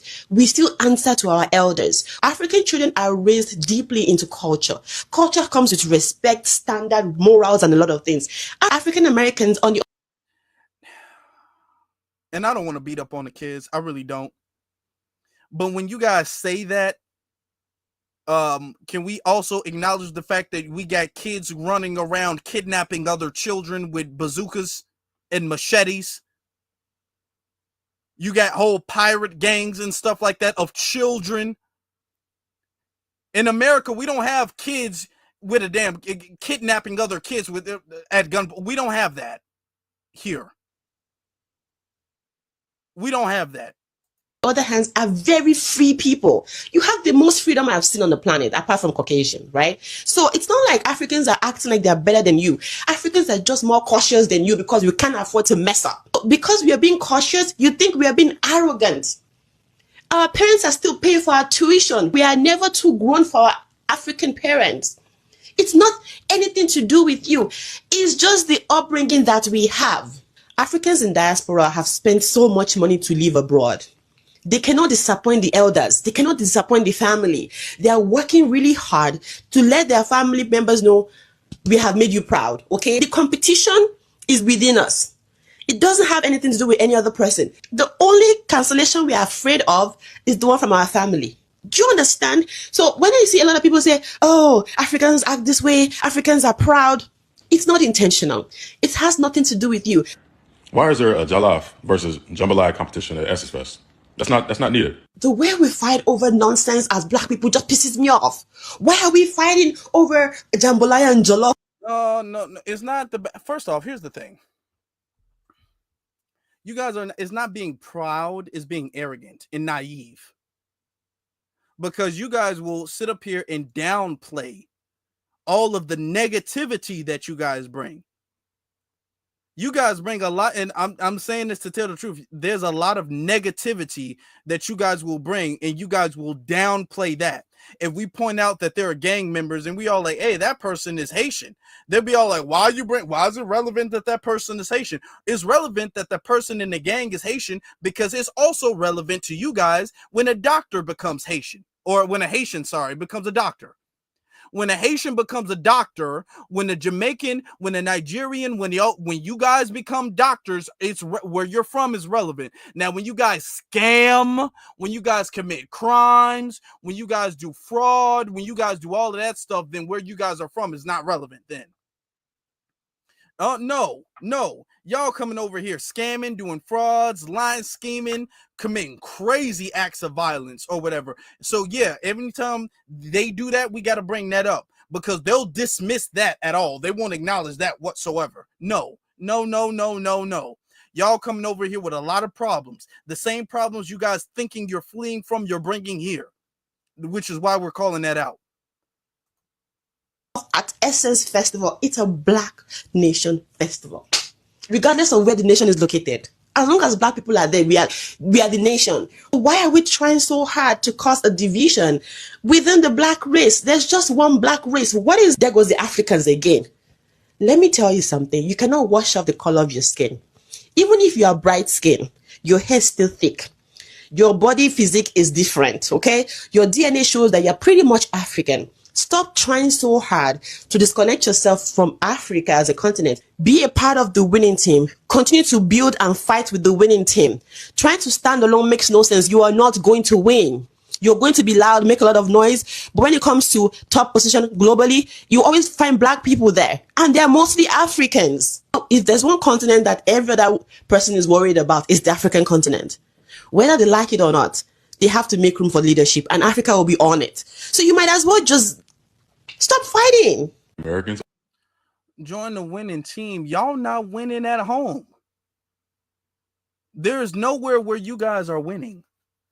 She's almost away done. from things that are for Black Americans. What happened to for us, by us? What has the title African American, what has it ever done for you? Because the Caucasian look at you and be like, you're black. Once they see black, they see monkey. Once they see kinky hair, they see monkey. Once they see big lips, they see monkey. Once they see big nose, they see monkey. You can't be like, oh, no, I'm not African, I'm African American. They're like, what's the difference? Exactly. What's the difference? Okay. No, see, we're not going to do that. We're not going to do that. And every time and I want to give my most intelligent response to this. Okay. Most non-emotional response, because then we're going to pull something up. Okay. So y'all stay tuned. My most intelligent response to that is this is about culture. And you guys always deflect from us having a cultural issue about our culture being relevant and our culture being properly represented in a space we built, we designed, we created. Okay. And we have kept alive for years and years and decades, multiple decades. Every time we say we have an issue with our culture being disrespected, then you guys will come in and you guys will bring up white people and say, well, hold on, there's racism. So because racism exists, we should turn a blind eye and turn the other cheek and be passive to our culture being erased because we have the same skin complexion. No, we're not going to do that. And the reason why we're not going to do that is because nobody else does that. And you're not going to sit up here and make us do something that everybody else doesn't have to do. Do you guys remember? This happened earlier this year. Remember in New Orleans, which is interesting, going back to New Orleans, guys, they had a Zulu parade. Do you guys remember the Zulu parade in New Orleans?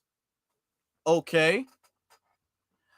Now, a South African woman living in the U.S., mind you, found out that there was a Zulu parade in New Orleans. Yeah, I'm trying to wrap my head around this. Now, Zulu is a tribe in South Africa. She was thinking that this is cosplaying the tribe. She wound up forgetting or not knowing. But initially, South Africans thought that this was cultural appropriation. They thought that this was cultural appropriation. Now, nobody told them that, aren't we all the same? Don't we all look the same? A white man's not gonna care if you're South African. It doesn't matter. We're all African. Hold on. Where was that when South Africans did what they did? Because then they went on to say we shouldn't be involved. Look at what they were saying. Okay. Here's an idea. You see the South African flag? Here's an idea. Let's have our own I'm a nigger parade. Or maybe rebrand the Cotton Fest into Cotton Picking Fest. I'll bring the cotton if y'all bring the whips. Whoa. Wow.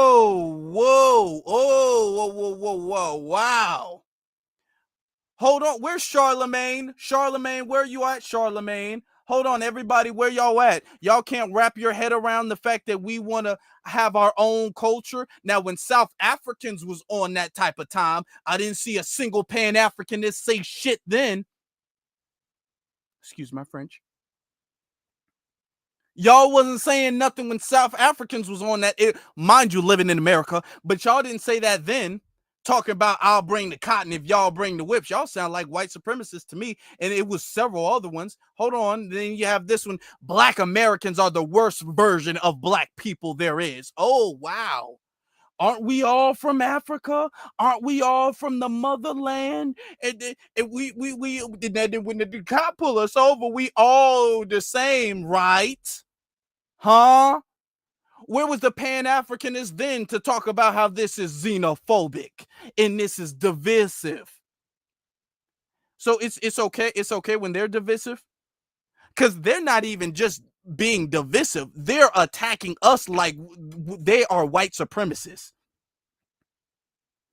They're speaking of us and our people like they are Ku Klux Klan members, talking about bringing whips and making us pick cotton picking fest. You sound like Richard Spencer saying stuff like that. Ain't nobody went to them and said, you know what, South Africans, y'all really need to do better. Y'all really need to check yourself. All of this divisiveness from y'all sound like MAGA. The stuff they say to us, they don't say that to them. Hold on, there's another one. Hold on. I watched Harriet last week, which was the movie about Harriet Tubman, and I felt bad for Black Americans. I take my feeling back. So now you don't feel bad about what happened with Harriet Tubman. Now you don't feel bad about slavery. Now you don't feel bad about that because there was a parade that you guys think is culturally appropriating something in your culture. Oh, whoa. Okay. Now, but when we delineate, that makes us the bad guy. Are the Pan-Africanists going to address that? Are they going? I mean, and this has been going on for a while. We already brought up the fact that when Michael B. Jordan did his thing with the Gervais rum, they were sitting up there. Oh no, you don't, Michael. That's cultural appropriation. So, damn us, we can't touch nothing. We can't touch a damn thing that they do. Nothing, or else we cotton pickers. You don't feel bad about slavery. We the worst version of black people. They was talking about us like dogs. And you didn't see a Pan-Africanist in the world say anything.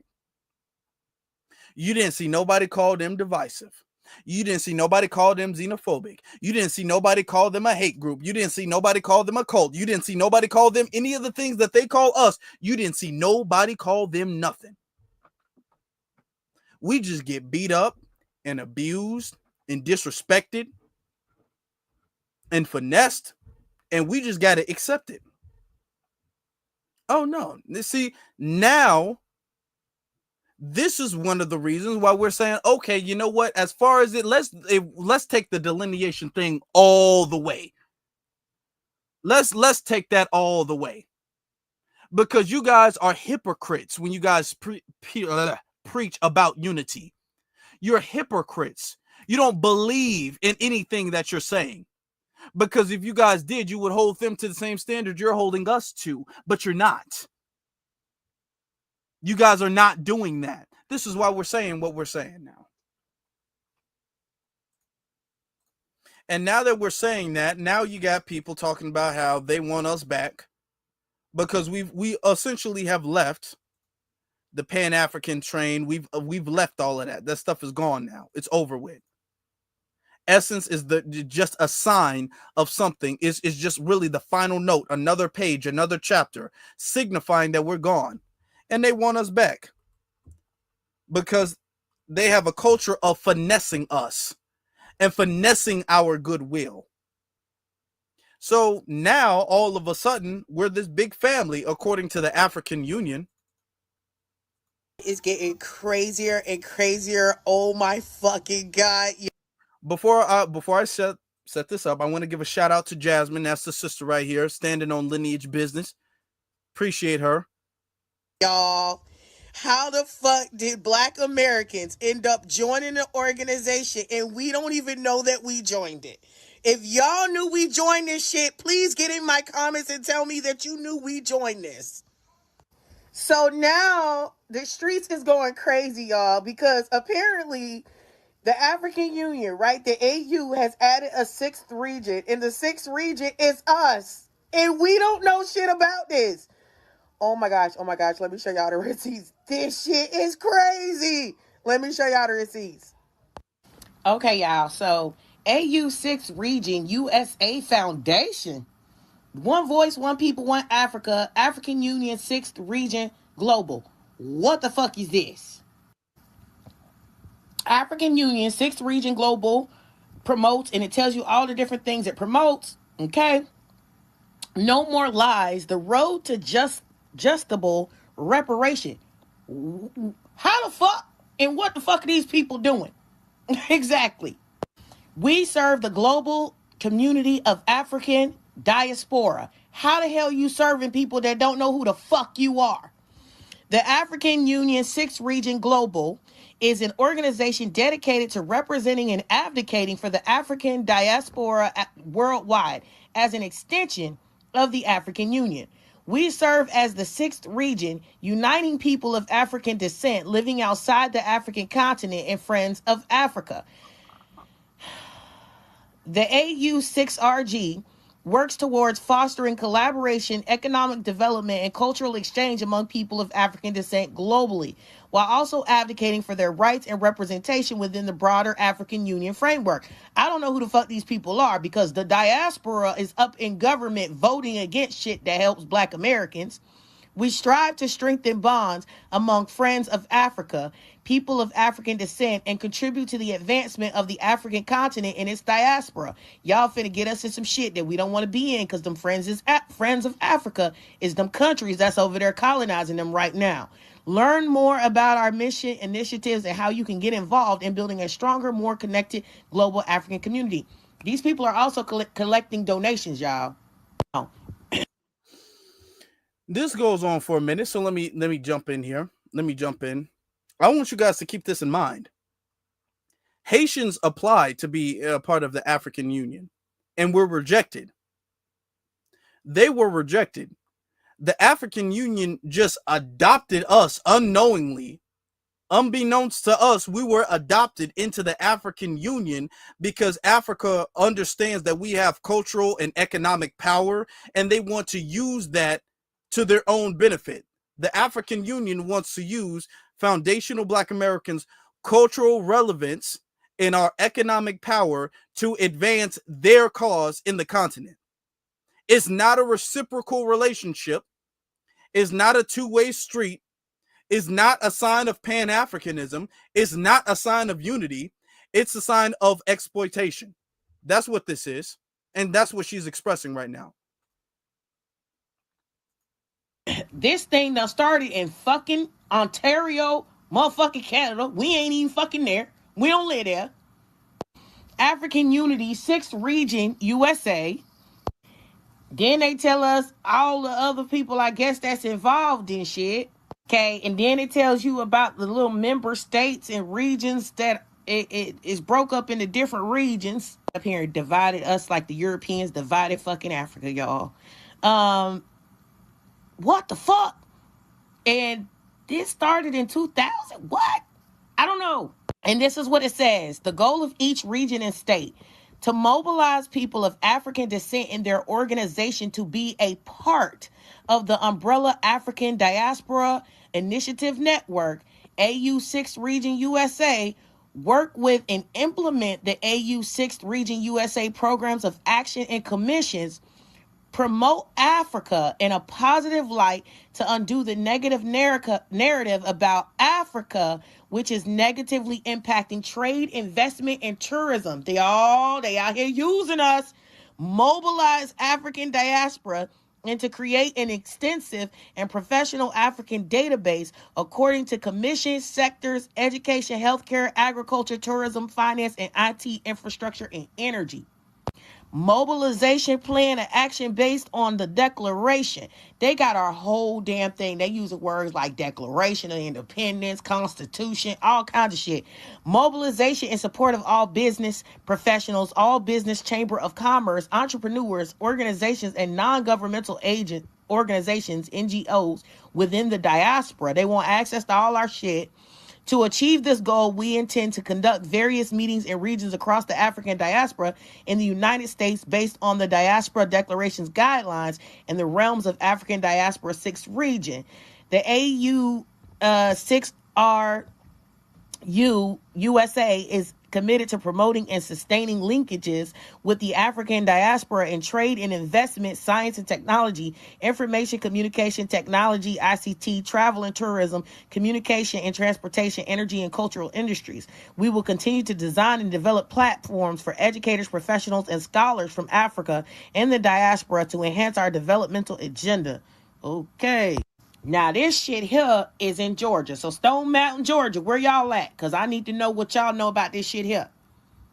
The amendments to the Constitutive Act of the African Union Protocol, in which is Article 3, the African Union invites and encourages the full participation of the African diaspora as an essential part of the African continent in the building of the African we want, guides the AU6 region USA. Who want? What African who want? Who want this? The AU6 region USA was officially registered in line with the African Union Amended Constitutive Act, Article 3, and guided by the African Union Call and Protocol as African Diaspora Initiative Foundation to assist in the mobilization and unification of the African diaspora and its networks in America and the reconnection to the motherland. What the hell?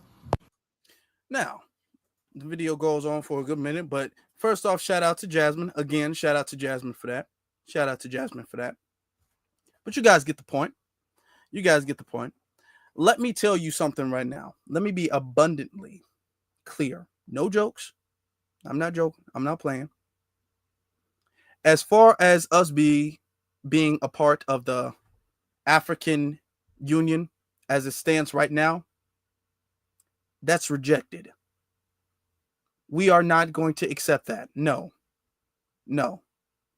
The other lady, and I'm not joking. The other lady had said that the Africans are the winning team and all of that stuff. And the other tether, he was all like, we need to thank Africa or whatever the case is.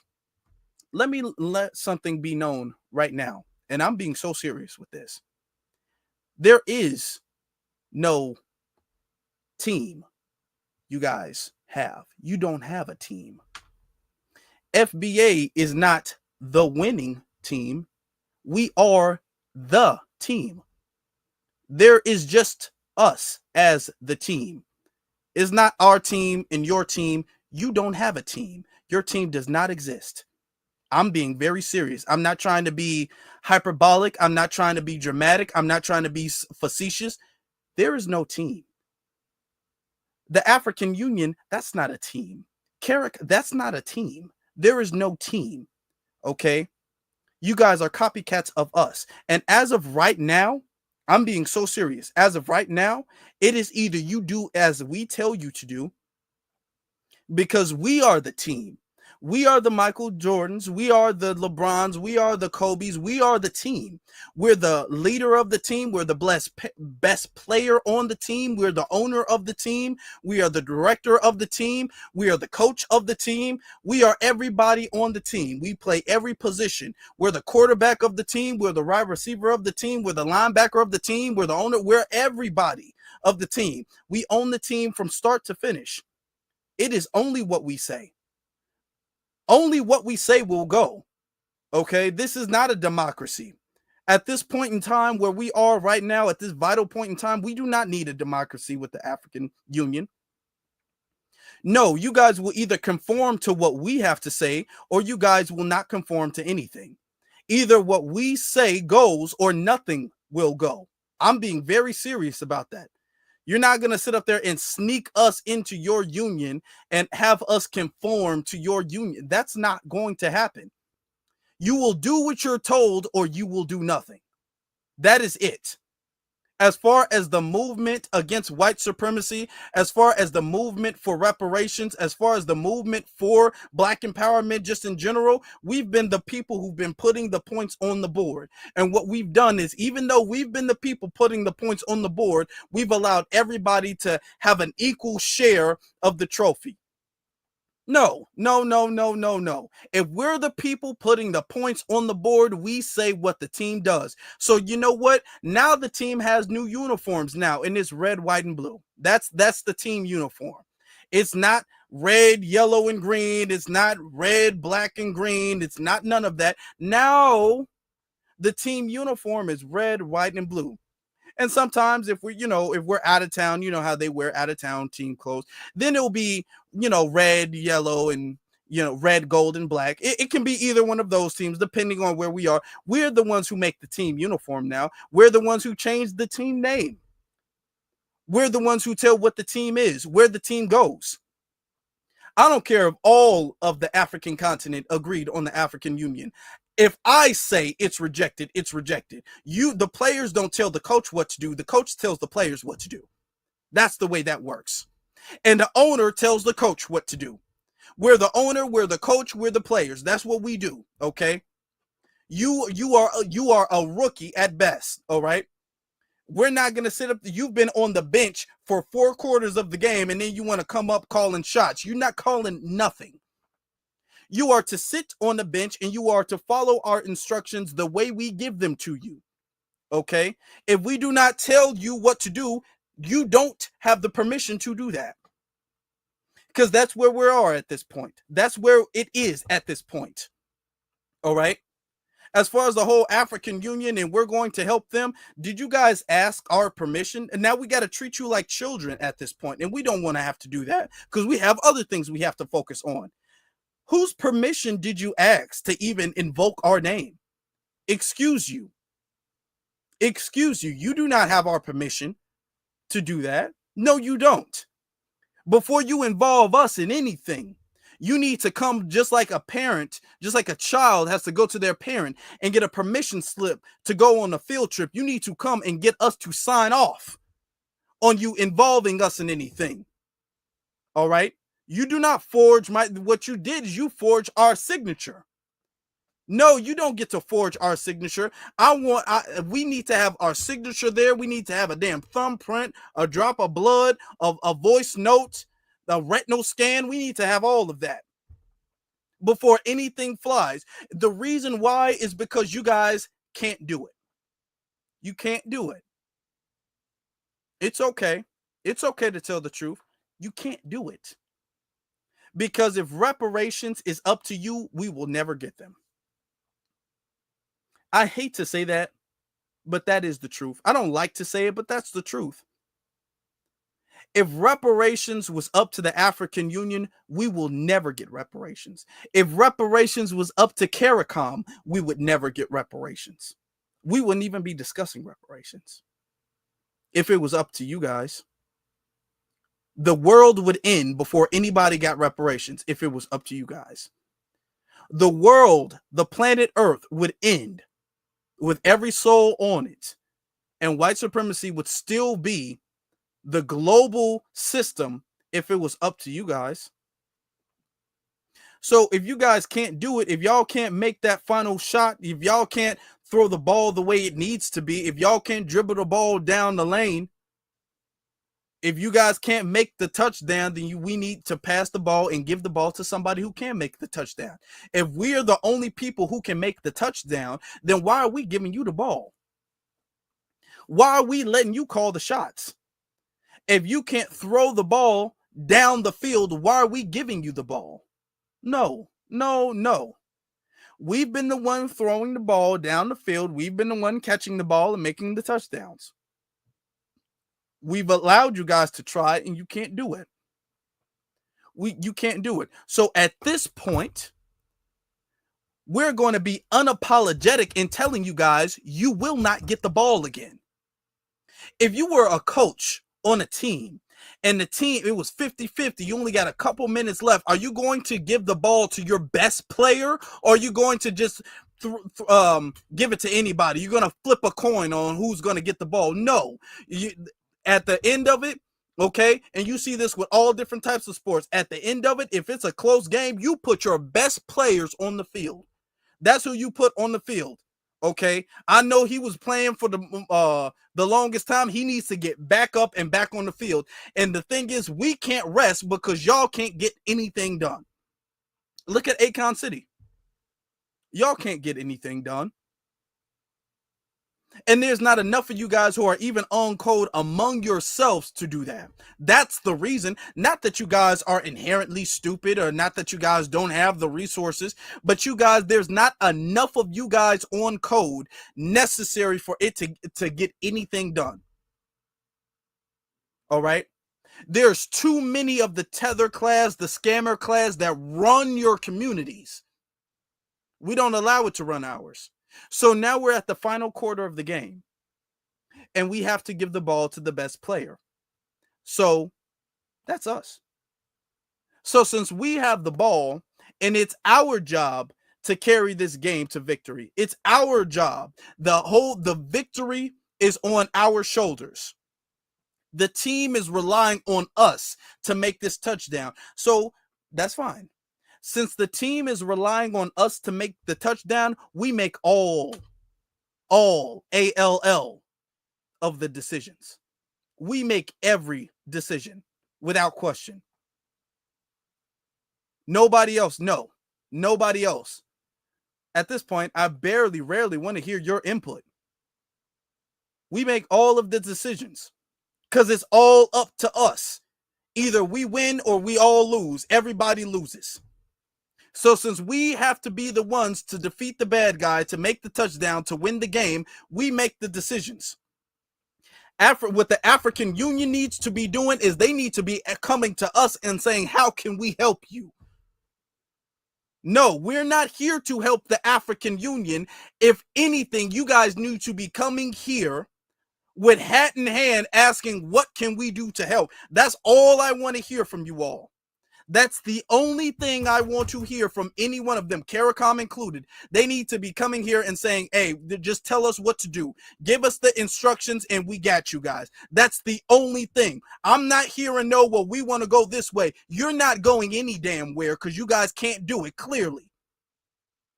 You guys, and it's not because you guys been colonized, because we have to, worse than you guys, and we still live here.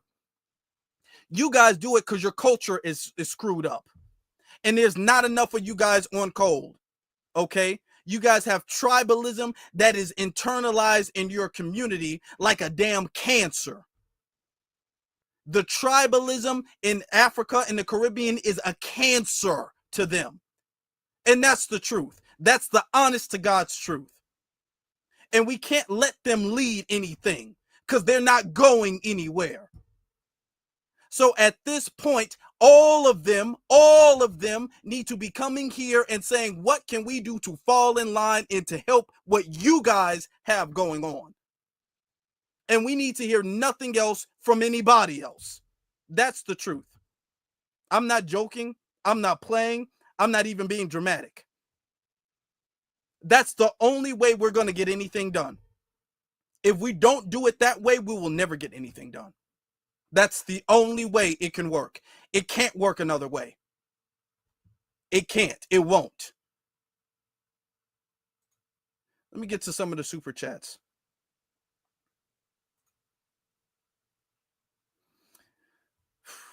Always been black says RIP African American 1988 to 2025. Yeah. African American is gone. It's gone. It's over with. It's over with. Dead Blaze says LMFAO. He says LMFAO. I've never forgot all those me no black. Bye. Yeah. All the me no black. I know black. No, I ain't forgot that. I ain't forgot that. I ain't forgot that either. Seven. My brother Seven says, I'm FBA brother. Speaking nothing but facts. My FBA brother speaking nothing but facts. Oh, yeah, absolutely. Appreciate that and appreciate your support, brother. Appreciate that. Yeah, that's what it is at this point. Either this or we might as well give up. Either we do it our way with no interruption, and what you guys need to do is you guys need to be getting on the people from within your community about the fact that they are going against our decision and our grain. Because every time we start the fire, one of y'all tether asses come with a damn bucket of water. Y'all need to be addressing them. All right? That's the thing y'all need to be doing. Because we might as well, if we don't do it our way, we might as well all give up. We might as well let white supremacy have it. If we don't do it right and right now, we might as well just quit. It's over. There's nothing we can do. We might as well not even talk about it. It's going to happen just like the sun is going to come up and then go down and then come up. There's nothing we can do. This is the only way it can work. It cannot work another way. It will not work another way. Shout out to T Roll. Let me see. What's the name? T Rolly says, for ice water, hey, thank for ice water. I appreciate that. He gave me some money for ice water. Slow cooking bush meat. Hey, yeah. Slow cooking bush meat. Appreciate that. And then Edward says, thank you for all you do. I appreciate you, brother. And I appreciate what you guys are doing. And I appreciate your support. 7 again says, these tethers hating in the chat. Well, I have more FBA love to share. Thank you. Hey, the tethers are hating. The tethers are hating, and we know they are. We know they're internal losers who have an inferiority complex similar to those of the white supremacists, honestly. Keep up the good work, my brother. Absolutely. And keep up the support, brother. We stand on them. This is the only way. Okay. It says, Oracle Queen says, they will never cause, it says, they never will cause, they're used to bowing down. They're used to bowing down to massa. They're used to bowing down to massa. They 100% are, which is why Africa is in the situation it's in. My brother Hurricane from Chicago says, Mike drop, appreciate Hurricane. I'm Prince. He says, FBA pride, nothing else. The new wave, and we riding it. Picture us rolling. Hey, we are the new wave. Us, and this renaissance right here that we're dealing with, this is it. There is no other path. Nobody, we're not we're the only team. Everybody else is off the board, and they're pretending that they're still players in the game. They've been eliminated a long time ago. We're the only players in this game. It's us in the final boss. You guys can assist to the degree that we allow, but that's it. There are no other teams. There is no other competition. There is no other sides to this. It is this, and this is it. Marcus says, we need to start blocking these tethers out of our spaces and make them wander in the wilderness. Yeah, we do.